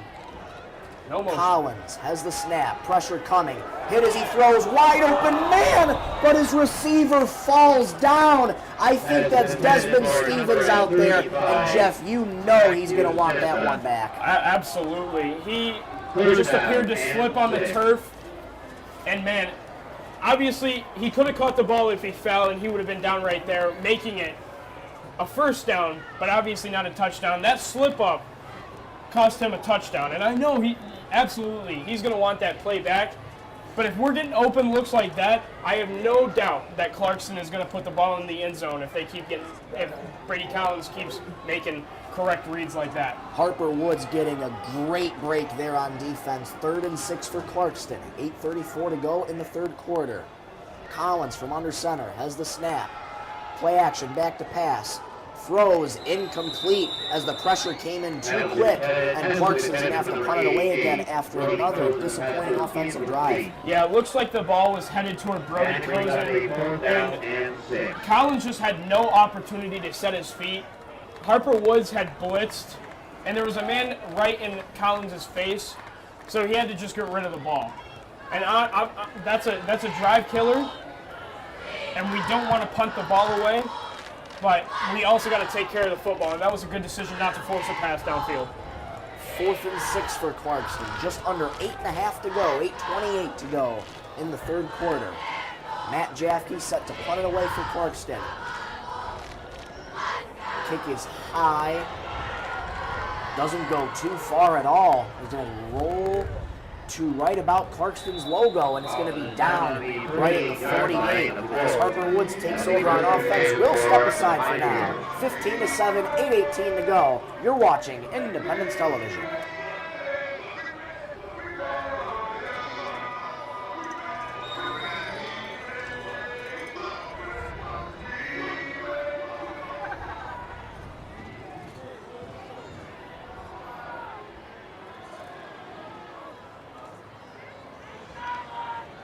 All right, Harper Woods' offense is back on the field, and they are set to start playing at the Clarkston 48-yard line. Rochello has the snap. He's going to keep it himself. Running up the middle, and he's met by Clarkston just at about the 46. Gain of about 2 there is going to set up 2nd and 8 for Harper Woods. Yeah, that was a good read by Clarkston, swarming the football.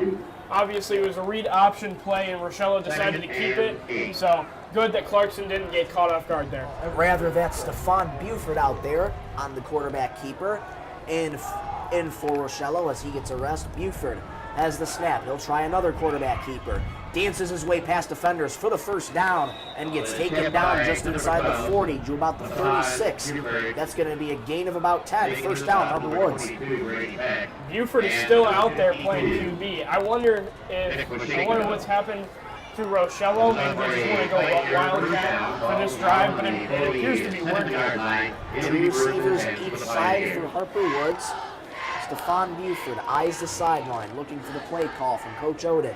Donald Adams in the backfield as Buford works from a shotgun. 7:23 to go, 15-7, Harper Woods. Buford has the snap. Give to Adams. He'll get to the far side. Makes a nice move, first down and more, and gets taken down just inside the 25. That's a nice move by Donald Adams, and it sets up a first down for Harper Woods. Guess what, Michael? There's more yellow laundry on the field, and it will be coming back. A Harper Woods player made a very hard block, used the crown of his helmet to block a Clarkston defender, and that play will result in that play being null, and we will be heading back. By the Pioneers.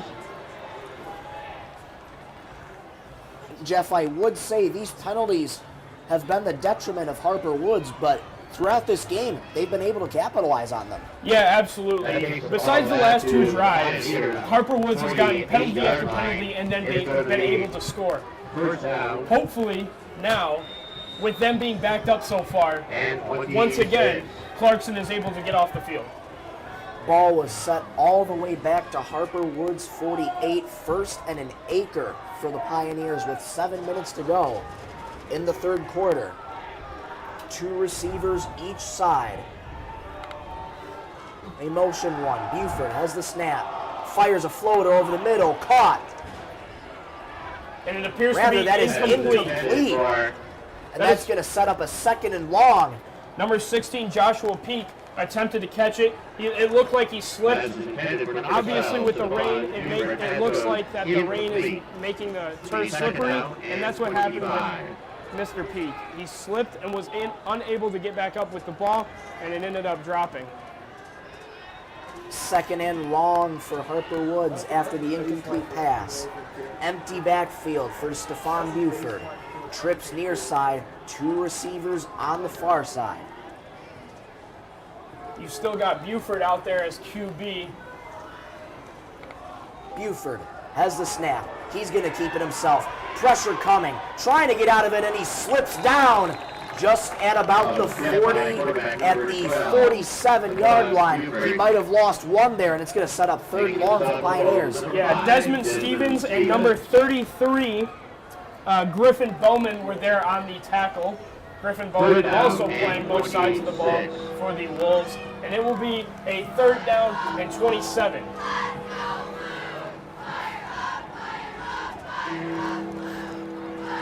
Third down and long here for Harper Woods. 6:08 to go in the third quarter, 15-7 in favor of the Pioneers. Clarkston looking for a stop on defense.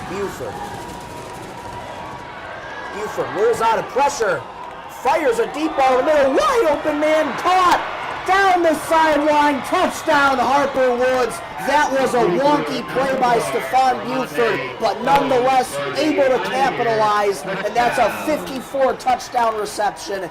And for Clarkston, that is certainly not what you wanted. No, absolutely. The defense got lackadaisical, and they just forgot about the men behind them. Obviously, you could argue for a holding call in the backfield. You could argue for a number of different reasons, but honestly, Clarkston's defense just fell asleep there, and that's unfortunate. Clarkston's defense had brought pressure. Stephon Buford did an amazing job to get out of it, and what great vision down the gridiron as he got it to his wide open man. And now Harper Woods to extend their lead to 15 as they'll attempt the PAT with 5:50 to go. Kick is low, and the kick is good. They will make it a 15-point lead, 22-7 Harper Woods, 5:50 to go. Clarkston looking to respond on offense when we return on Independence Television. I know Pintar's a little stunned by that, so we got to get this Clarkston offense back up and rolling. Offense has to make up for some mistakes that the defense has made so far. That'll make the score now, the Pioneers 22 and the Wolves 7.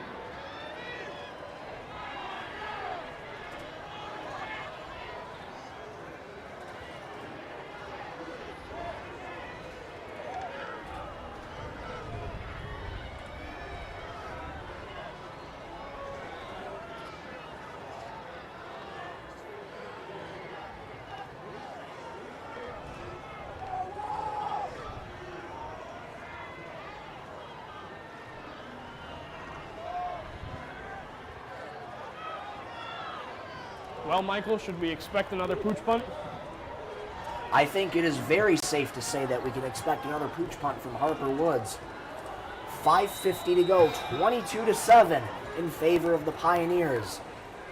They kick it away. It is another pooch punt, fielded from inside the 20. Now they lateral it to Desmond Stevens, trying a little trickery, still on his feet, dancing his way past defenders and taken down just inside the 30. A little bit of trickery sets up a decent return for Desmond Stevens. Yeah, we're scheduled to begin our next offensive drive on the 31, and I know this offense, especially our offensive coordinator, Paul, wants to get everybody on the same page, make sure that there's no miscommunications, because right now this offense has to be flawless to get us back into this game.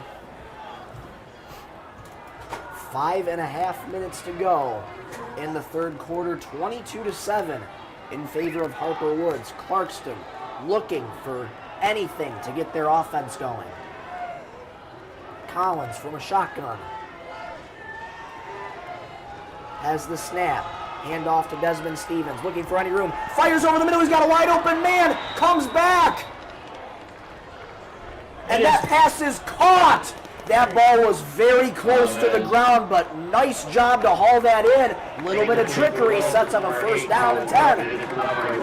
It looks like Colin Corbin caught the ball, catching Harper Woods off guard. Unfortunately, Desmond Stevens didn't throw it hard enough, we would have walked into the end zone for that one. But I like that play call. It's time to open up the playbook and get us back in this thing. Great chunk play for Clarkston, as they have it now into Harper Woods territory at their 48. Collins has the snap. Give up the middle, and he's taken down just inside the 50. There's going to be a flag on the play. We'll await word on the penalty. Oh. It is against the Wolves, holding. And a holding penalty is going to go on Clarkston. Is going to set him back. It'll be 1st and 20. Man. Both of these teams' offenses cannot go through a drive without a penalty, apparently. There's been a lot of yellow laundry on the field, and frankly, it's dirty now.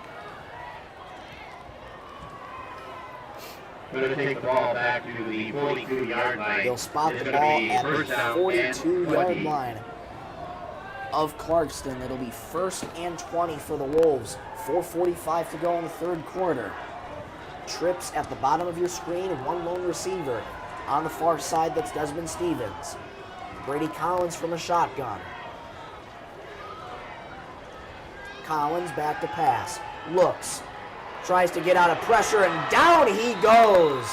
He had a wide open receiver, but Harper Woods was just too quick on the draw. And the ball's going to be placed back a few yards. Collins had no opportunity to get the ball out. His offensive line did not give any push, and when he stepped up into the pocket to avoid pressure, he ended up running right into one of Harper Woods' defensive line, and that leaves a second and about a mile for us to go. More passing plays to occur. 2nd and 25 now for Clarkston. 3:50 to go in the third quarter. Collins again from a shotgun. In motion, Desmond Stevens to the slot. Empty backfield now. Collins is going to keep it himself. Runs right. Gets past the 45 and taken down inside the 45. Close to midfield. Good little chunk play is going to set up a third and manageable for Clarkston. Yeah, right now, Clarkston's offense hasn't really been getting anything going, but it's nice to see Collins getting the call for that play. I mean, he got plenty of yards and made it a more manageable third down. I'd be wondering if Pintar and Paul are thinking, maybe we got to go for it.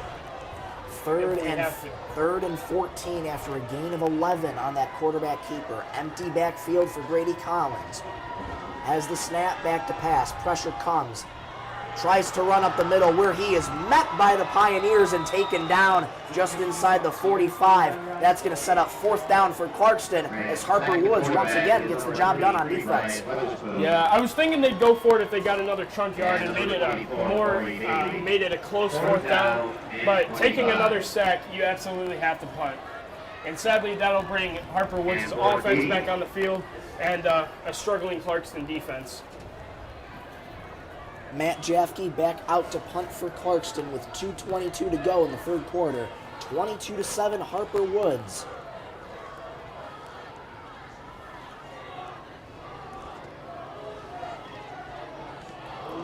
Punt almost blocked there by Harper Woods, and they're just going to let that take a bounce. And it's going to be down just inside the 25. Rather inside the 20, and that's going to set up a 1st down for Harper Woods. They'll spot the ball at the 28, 1st down Pioneers. I'm a little confused on why Patrick Gruca kind of downed that ball. It appeared that it was going to be traveling a little bit farther, where Clarkston wanted the ball to go far to make it harder for Harper Woods. But great punt by Matt Jafke, and brings back this Clarkston defense. Spot the ball at the 26, 1st and 10 for Harper Woods. 2 receivers each side for the Pioneers. Looks like Donald Adams in the backfield. Has the snap. He's going to keep it himself. Tries to get away, but is met by Clarkston. He only gained a couple there. Stephon Buford goes for a couple. 2nd and about 8 or 7 for the Pioneers. Yeah, Stephon Buford's still out there. Not sure what's happened to Nate Rochelle. Maybe they're splitting time, 1st half, 2nd half. But Buford, since he's come on in the 2nd half, he's thrown a 54-yard touchdown pass. 2nd and 7 for Harper Woods. Final 90 seconds to go in the third quarter. 2 receivers split each side again. Buford from a shotgun. Has a man in motion. He'll take the snap. Give is on the ground. Open space upfield. Looking for the 1st down and more. Taken down just near midfield. That's Colby Bailey again. And getting a nice chunk play on the ground. 1st and 10 Pioneers. Clarkston needs to stop the drive right here. You've got to get the ball back with a lot of time in the 4th quarter to make sure that you have the chance to score at least 2 times.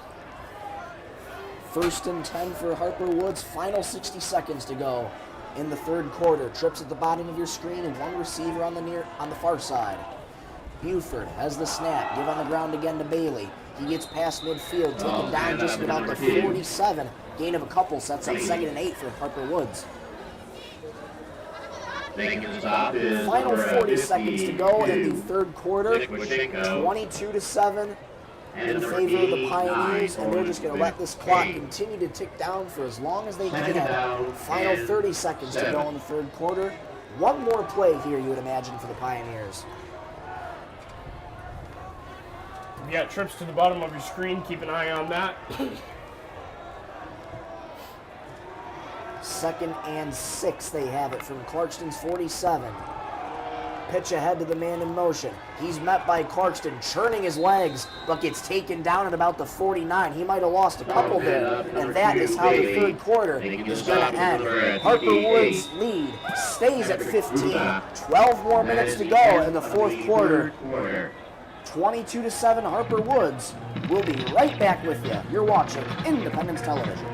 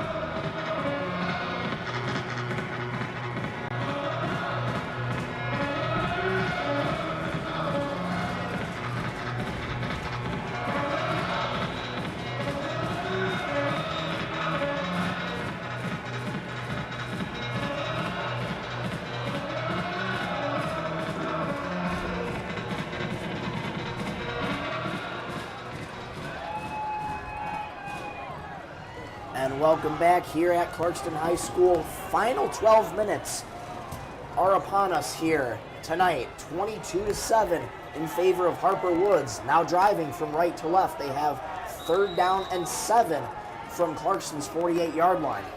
This is a very important play for Clarkston's defense. They've got to get off the field right here.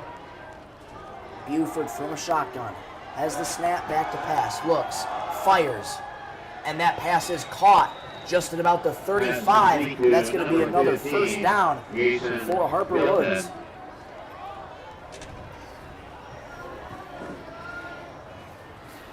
That's tough. That's not what you want to give up. I'm not really sure how you can stop this defense. The defensive line isn't getting enough push as they're pass blocking 5, and we're only rushing 3. So at this point, I think it's time to go to man-to-man. It appears that Clarkston is continually in zone, and they continually get beaten through the zone. Buford's going to keep it himself. Goes down the far sideline, still on his feet, and gets taken out of bounds just inside the 35 there. For Stephon Buford, rather the 25-yard line, and that's going to be a 1st down there for Harper Woods. As the ball was spotted at the 24, gain of 11. For the Pioneers. Trips at the bottom of your screen, 1 receiver on the near side, Buford. Eyes the sideline, gets the call from Coach Odin with Donald Adams in the backfield. 11:25 to go in regulation. 22-7 in favor of the Pioneers. Buford has the snap, gives to Adams, trying to get room. He does, but is only taken down there inside the 25. Only gained a couple there. It's going to set up 2nd and manageable for Harper Woods. 2nd down and 8.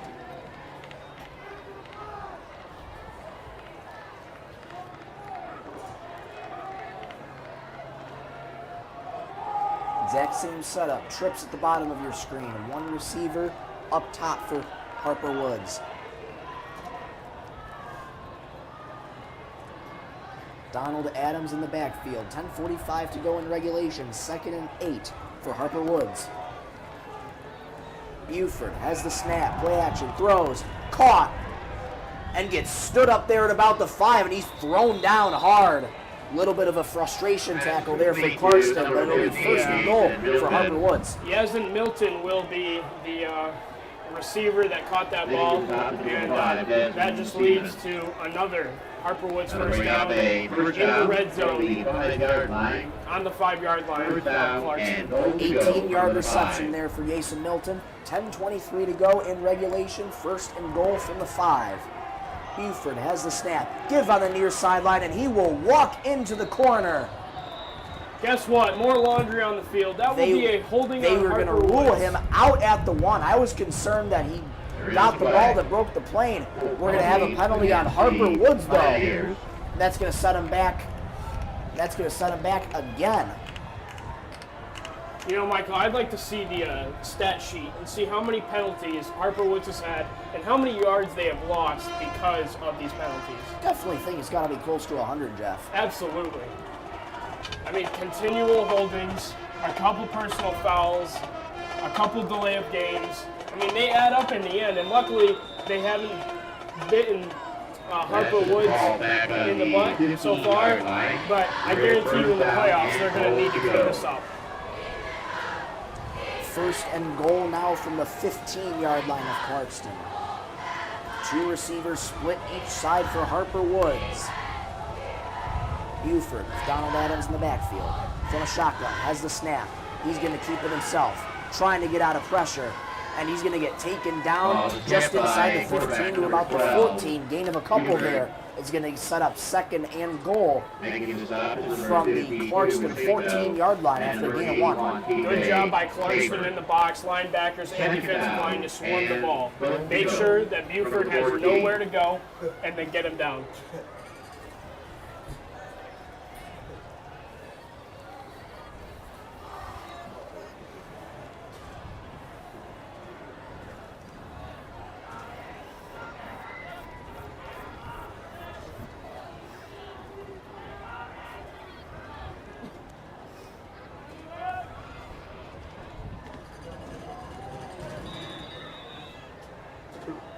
And we're going to get a timeout called here on Harper Woods with 8:59 to go. 22-7 in favor of Harper Woods.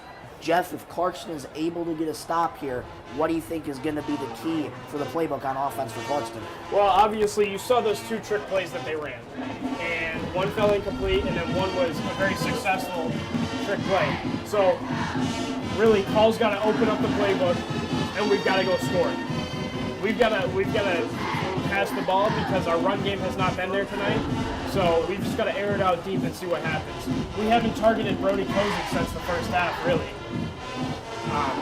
We've allowed Dez to run the ball a little bit, but we've got other receivers. You've got Colin Portman.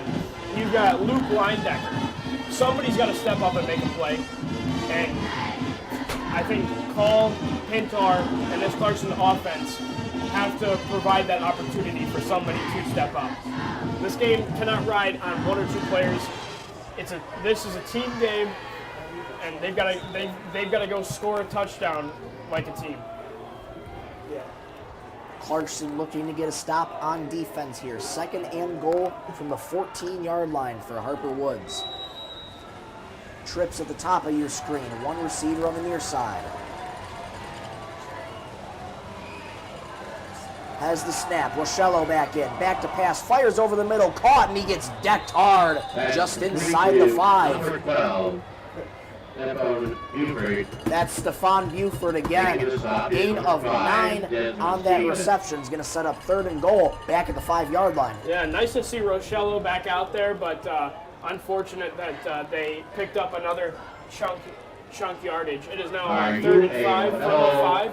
So we are. You've lost your vote. It's in the press box. So Clarkson's got to figure out a way to get off this field. Final 8 minutes and 20 seconds to go in regulation. Harper Woods looking to capitalize. They're going to go bunch formation at the top of your screen. Rochello looking for any help. Pressure coming. Wide open lane, and he is just going to dive in. Touchdown, Pioneers. 5-yard touchdown run for Nate Rochello, and that extends Harper Woods' lead to 21. You know, I'm very surprised by that call because it looked like he dove and his knee hit the ground at maybe the 1-yard line. This is correction on quarterback number 11, Nate Rosello. Nate Rosello, right as I say his name on the broadcast, he's got to go and score. Disappointing for Clarkston's defense, but as fans filter out, we have to remember it's homecoming night, so there's more special occasions to come. Harper Woods going to go for 2. Quarterback keeper by Buford. Hit as he throws. Pass goes incomplete. 2-point conversion is no good. And Buford is slow to get up. Yeah, Desmond Stevens hit Buford pretty hard. I don't think it was intentional. I think Stevens was just trying to make the play, make sure that the 2-point conversion was not completed. But yeah, Buford is still very slow to get up and has rolled off the field onto the sideline, but is still rolling around in agony. As the lead grows to 21, a 3-possession game for Harper Woods, 28-7. We'll step aside while they attend to Stephon Buford. We certainly hope he's okay. You're watching Independence Television.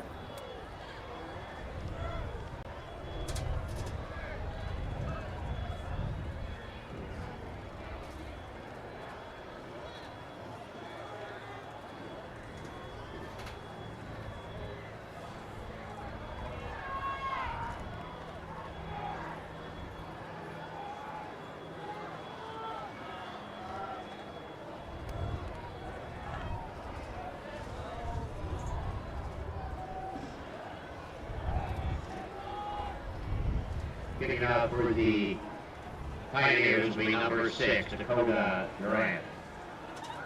Back deep is number 5, Desmond Stevens, and number 22, Brady Beck.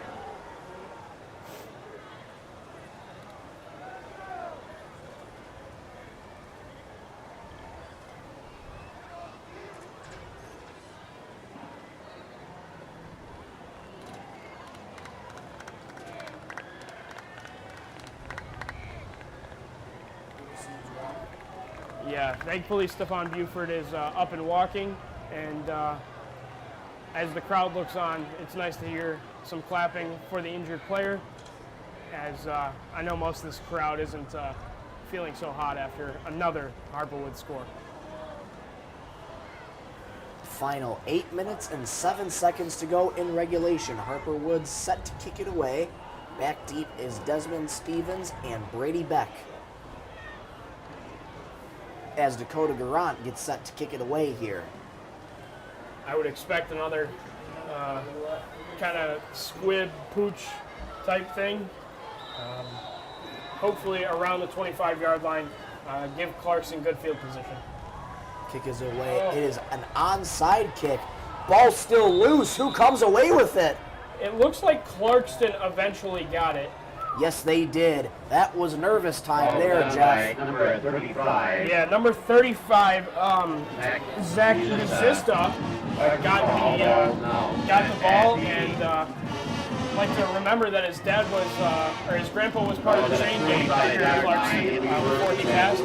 So it's nice to see that the Zista family is still going strong within Clarkston football. Jeff, you hear so many great names come out of this program. The Erickson brothers. You even have Coach Call, who used to play. Tradition never graduates here at Clarkston High School. Absolutely. I mean, you think about Uzista, you think about Kyle Uzista, who played a couple years ago, graduated with you, Michael, actually, and then now there's Zach, and they're all coming through the ranks and making their mark on Clarkston football. That he did as that pass goes complete. Second down and 6. Gain of 4 on that reception sets up 2nd and 6 for Clarkston as the clock continues to wind down. A final 7 minutes, 40 seconds to go in regulation. Collins has the snap, back to pass, looks, fires, caught, Brody Cozen past the 40, gets to the 35, and taken down just near the 35. And there's Brody Cozen getting a target in the second half. Yeah, absolutely. And we needed to see him get going. I mean, how can you go through on a game and not throw to the biggest guy? Let him go out and just grab it. And that's what they did. 2 receivers each side. Clarkston goes tempo. Collins rolls left, fires a deep ball, well overthrown. incomplete, and not much that Collins could do there. Harper Woods doing a great job defensively again, sets up second down. Yeah, Collins was hit as he threw there, wasn't able to really get his feet set, and the ball just was an errant pass that almost was picked off.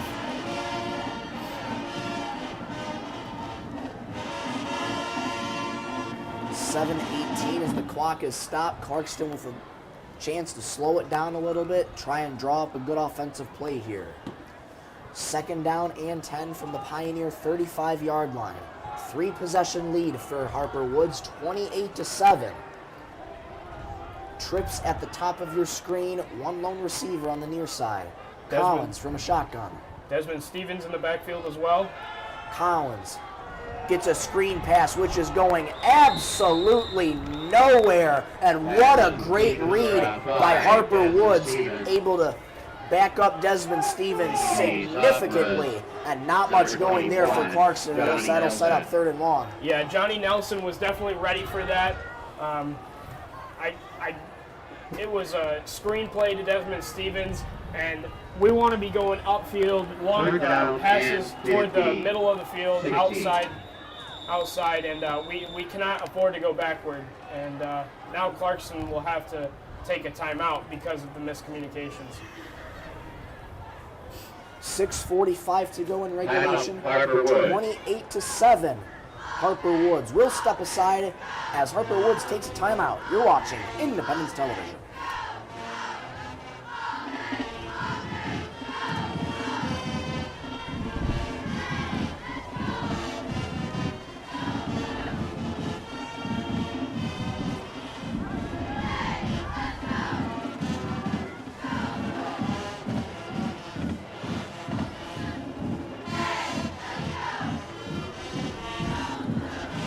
Fans, I'd like to remind you are watching this live right here, right now on Independence Television on the Clarkston Community Schools YouTube channel. Not only that, we're also live on Comcast Channel 22. The replay of this live stream will remain up on YouTube at the conclusion of this event, or if you'd rather watch it on the big screen, you can do so on Comcast Channel 22, and if you have AT&T Uverse, channel number 99. Another officials timeout. Officials still communicating with each other. Looks like Harper Woods is a little confused as well. 3rd and 16 for Clarkston at Harper Woods 41. Collins from a shotgun. Takes the snap, blitz coming, fires deep ball to the far side.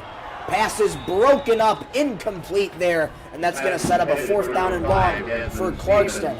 And it looks like Desmond Stevens' left arm is a little hurt as he's hanging it low. And that's definitely not a sight you want to see.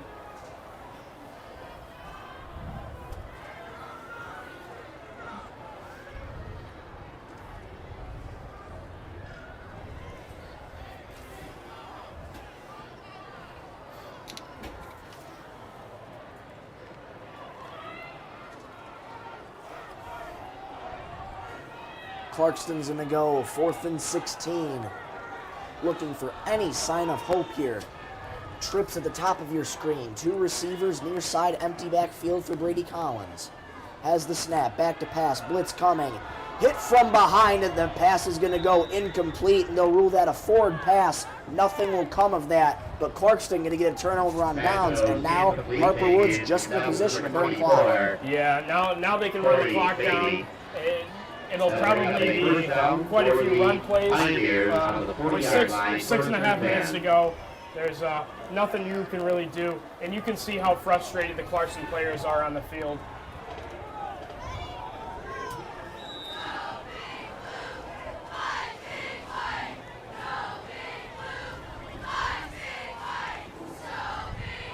Been a tough offensive day for Clarkston, but credit their defense in some aspects of the game. Their defense is what kept them in this game.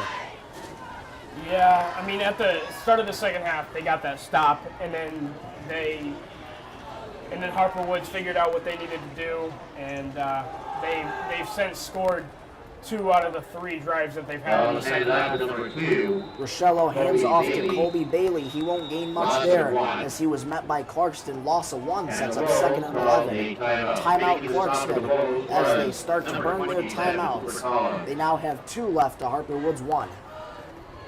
While they take this timeout, I'd like to remind everybody that tonight is not only homecoming, but it is senior night. And although today may end in a way that Clarkston fans and Clarkston players don't, we would like to say thank you to all the Clarkston seniors who gave their time this season and gave all their effort to making this team the best that it could be.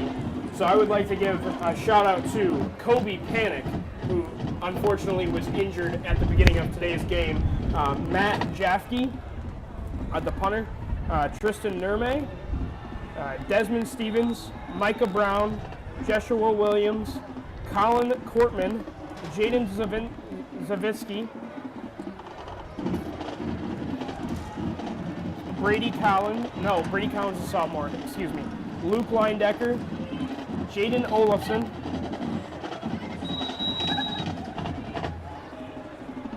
Andrew Kurzman, Adam Denver, who unfortunately was injured, and we will get to the rest after this play. 2nd and 11. Donald Adams tries to get to the far side. And he's getting taken down. He gets met by Clarkston just about the 40. He might have only gained 1 there. 3rd down for Harper Woods.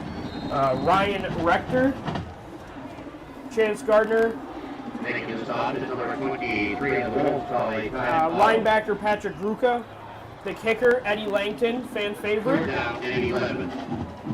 Caleb Trigolette, Zachary Uzista, Josh Vizentine, Evan Day, Patrick Ottman, Nick Washashenko, Joey LeVake, Tyler Bowman, the older brother to the Bowman twins, Griffin and Lucas, Noah Cunningham, Colton Minot, Nicholas Olson, Rhea Westlund, Alex Osborne, Braden Horn, Owen McEwen, and Brody Cozen. We'd like to thank all of our seniors for their tremendous effort this season. And we wish them the best of luck on all future endeavors. 3rd down for Harper Woods. Pass is caught on the far side by Rochello, and that's going to be enough for a 1st down for Harper Woods. Obviously, we'll keep the clock rolling, and it appears to be 4th down. They're He going to stepped out of spot him. bounds before he eventually got the 1st down. They spot him just short. Just looking up here, Jeff, it's a very close call. You can easily call this 4th and inches. Yeah.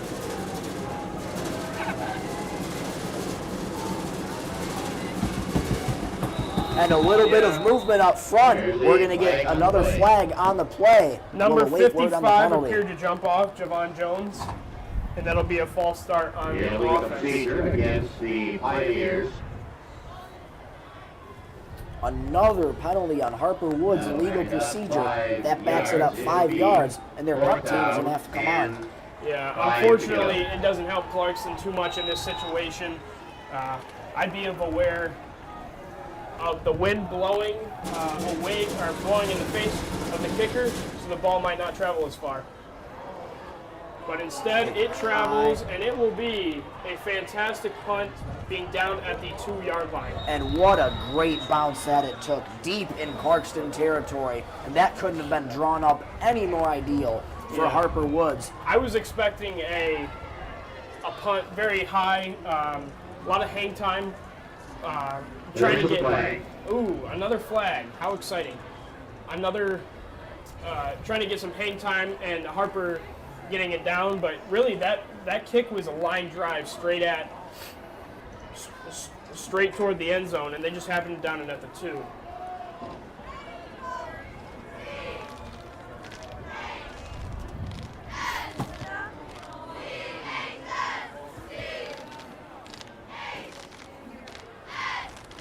With that flag, they'll have to redo the punt. And Harper Woods calls a timeout. And as the Pioneers call a timeout, we'll step aside 28-7 in favor of the Pioneers on Independence Television.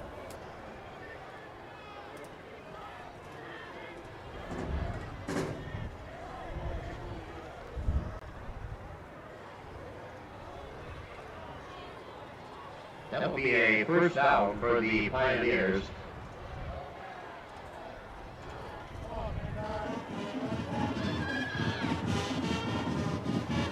Pioneers keep behind it. That'll be first down for the Wolves. Ball was down the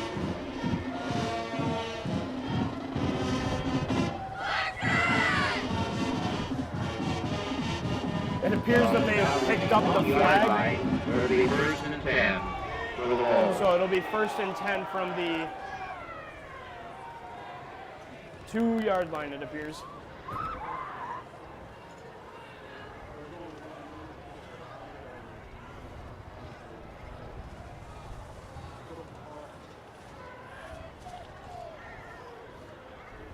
Well, Michael, with 5 minutes and 52 seconds left in the game, you've got enough time to make a score, make it a little closer, get a little more confident with your offense.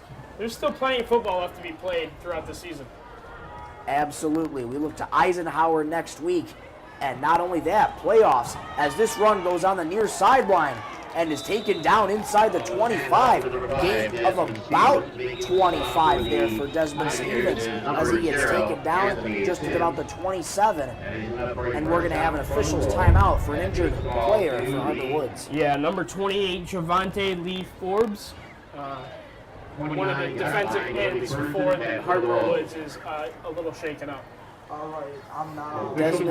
Desmond Stevens gained 27 on that handoff. 5:42 to go. 28-7 in favor of the Pioneers.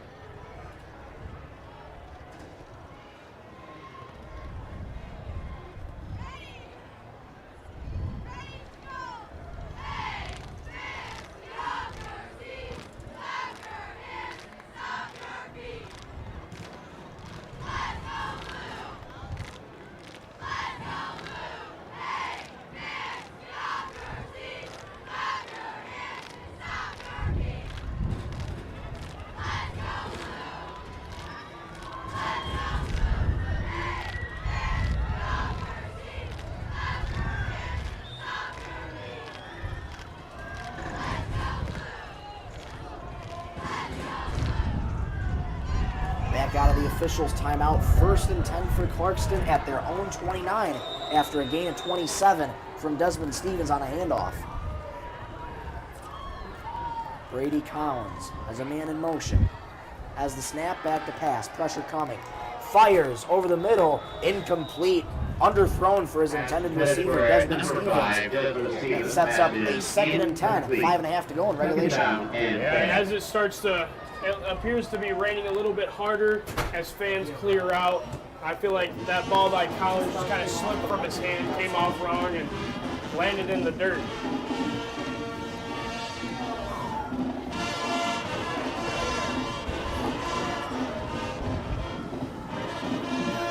Second and 10 for Clarkston. Final 5.5 minutes to go in regulation.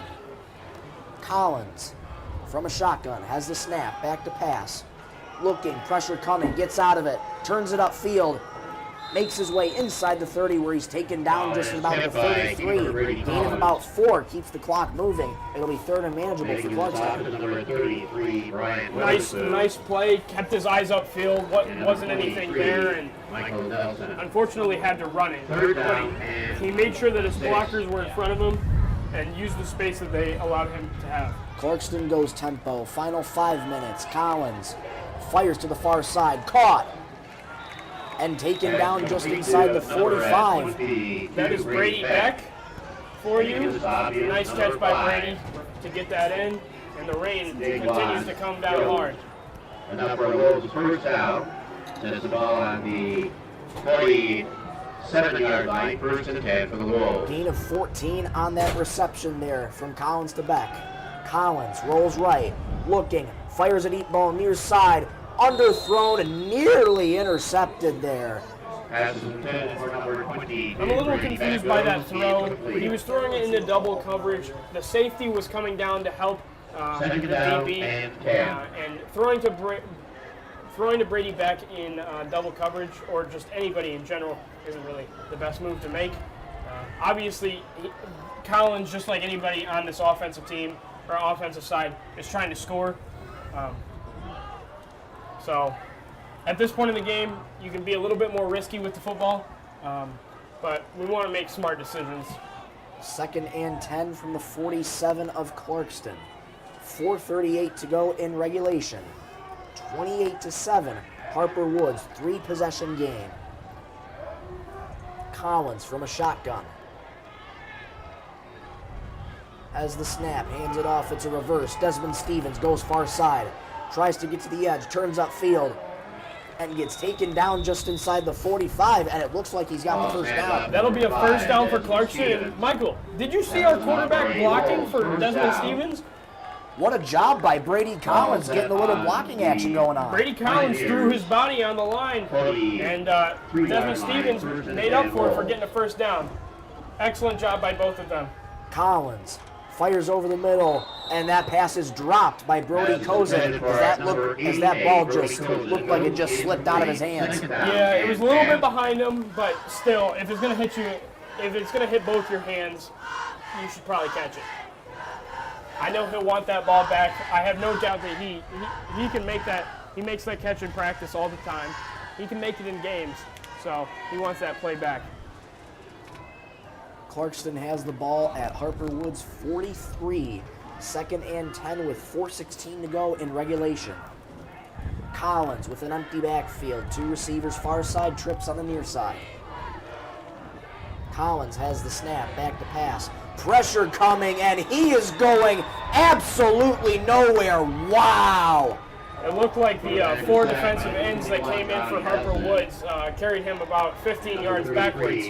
And the rule of forward progress will bring this to about a 3rd and 17. That is a huge loss for Clarkston, and definitely not something that Clarkston's offense really needs, as they're trying to get some momentum, even if this is a losing effort. 3rd and 17 for Clarkston. 3:34 to go in regulation. Collins from a shotgun has the snap, rolls right, looking, fires, caught, and tripped up inside the 50 to about the 48-47. Number 8. Colin Courtman caught it. 4th down and 15. 4th and 15. Clarkston is forced to go for it, and with 3 minutes left on the clock, they're trying to pull anything out of the hat. Collins has the snap. He's going to fire a deep ball to the far side, overthrown for his defender. Nothing will come of that, and Clarkston turns the ball over on downs. Harper Woods will take over with 2:54 to go in regulation. Yeah, Clarkston still has one timeout. I doubt they will use it because Harper Woods now has the ball, and Clarkston won't have the opportunity to win the game. So I expect a lot of run plays, and as the clock winds down, the fans will filter out. On the Pioneers 48-yard line, 31st and 10.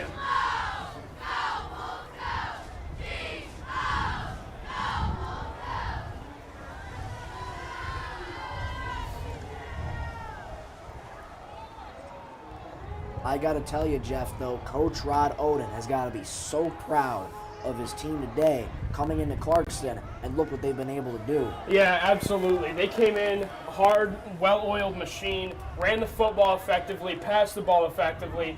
Really, besides the penalties, as we see another one with too many men in motion, this will be almost a flawless game for them.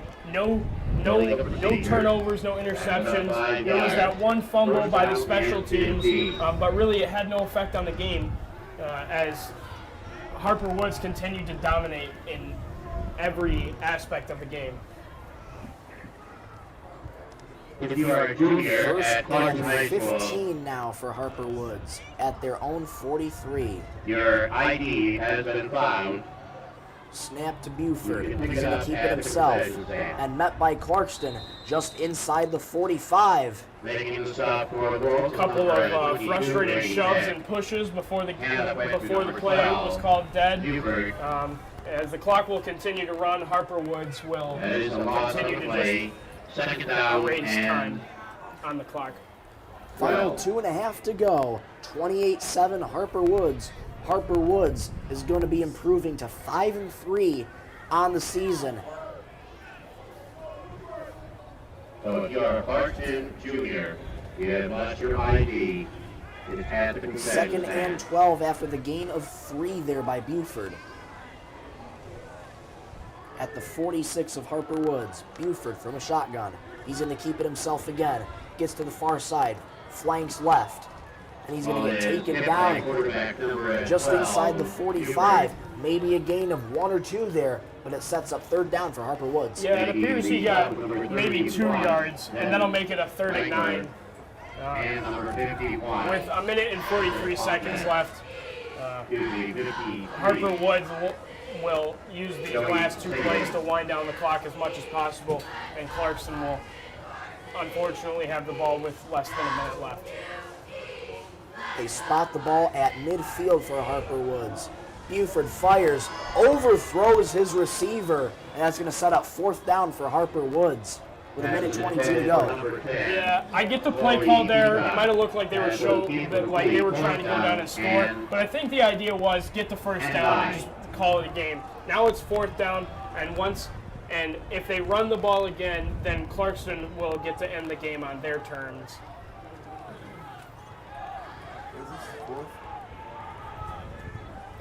Fourth and 9 for Harper Woods. Final minute 22 to go in regulation. 3-possession game, 28-7 in favor of the Pioneers.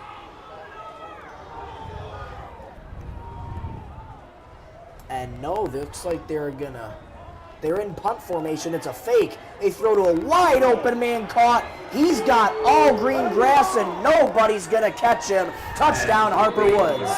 50 yards. I'm really confused by what the defense was doing there. There was obviously 2 wide receivers to the bottom of your screen.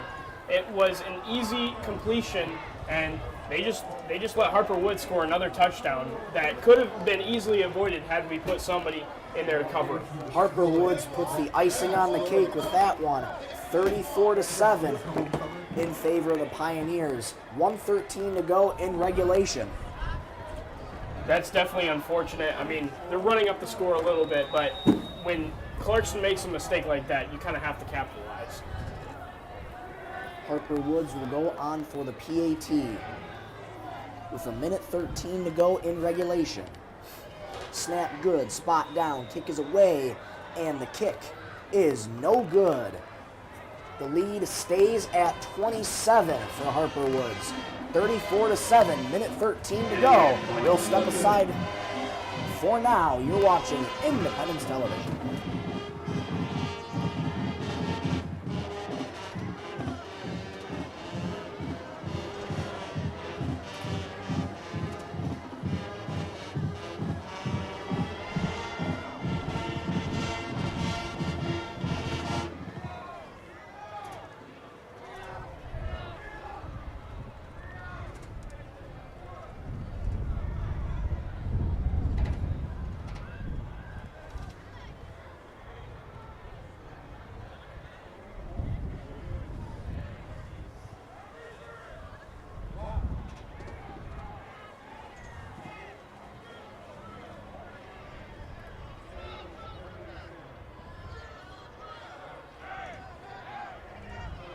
And welcome back. Final minute 13 to go in regulation.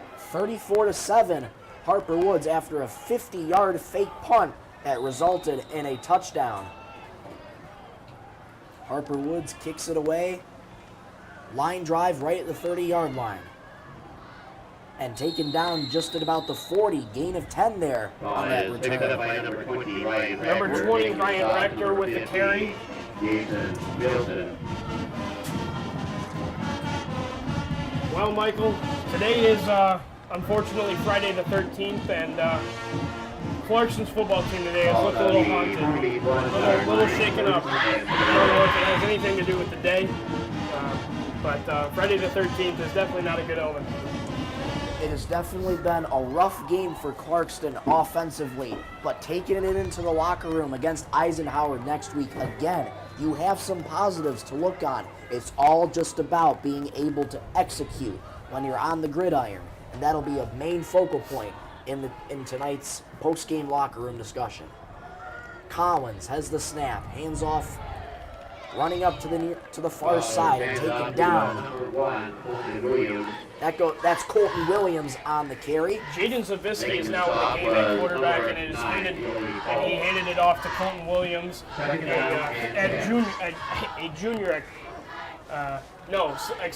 sophomore at Clarkston High School. It looks like Pintard is just trying to get some new faces, trying to get everybody some game experience, so when they go into the playoffs, everybody's ready. Final 33 seconds in regulation. High snap for Zavisky. Give is on the ground. And it appears it's a fumble. And Harper Woods is going to take over. 28.1 to go. Number 24, Grayson Clark. And now, recovered by the Pioneers. now Harper Woods can just get in the victory formation, take a knee, and they will finish the game.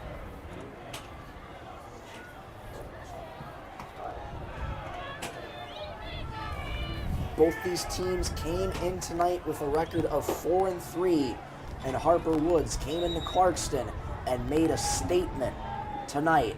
And Coach Rod Oden has got to be so proud of his team today, and they're going to feel good going into the game next week against Roseville. Victory formation here for the Pioneers. They'll take a knee as the clock continues to wind down. Final 21 seconds to go. And that'll be the game. And that is the ball game. Both teams are lining up. Harper Woods comes into Clarkston and wins in spectacular fashion. 34-7. Jeff, looking ahead, Clarkston still has plenty of more football to play. One more week in the regular season against Eisenhower. And that is it. The final score playoffs is on the board, coming up it is in the the books. week after. I'd like to thank you all for Yeah, coming. absolutely. Tonight These is teams 40-minute play will here both at be in the Clarkston playoffs. High School. Like to They see have you back Clarkston here needs to and get in a better at mental future state events, for so next week. please be They're safe coming on. driving This home. is going to be their second loss in 2 weeks. They've got to go in. They've got to go play in Utica, but the best football that they have ever played this season. Go in with a win, or go out with a win. You need to start the playoffs with a positive mindset. And coming in to beat Clarkston, Harper Woods has continued to grow that mindset. They are now on a win streak of 2, and they're going to hopefully carry it on next week when they go and play Roosevelt. Taking a look really quickly at upcoming matchups for both teams. Again, Harper Woods will travel to Roseville next Friday, October 20th, kickoff at 7 o'clock p.m. And again, as for Clarkston, they travel to Utica Eisenhower to finish up their regular season. Kickoff on Friday, October 20th at 7 o'clock p.m. That will just about do it for us here today at CHS Stadium. So glad you could all make it out to homecoming today. I want to give a special thanks to my broadcast partner, Jeff Ellingsworth, and our entire crew behind the scenes at Independence Television, our wonderful producers, Matt Blow, John Elke, Matt Legato, our multimedia specialist, Hannah Gray, our production assistant, Hunter Valenzuela, and everybody else here with ITV. For everybody and my partner, Jeff Ellingsworth, my name is Michael Rosencrans. Thank you all so much for watching. Have a great night, everybody.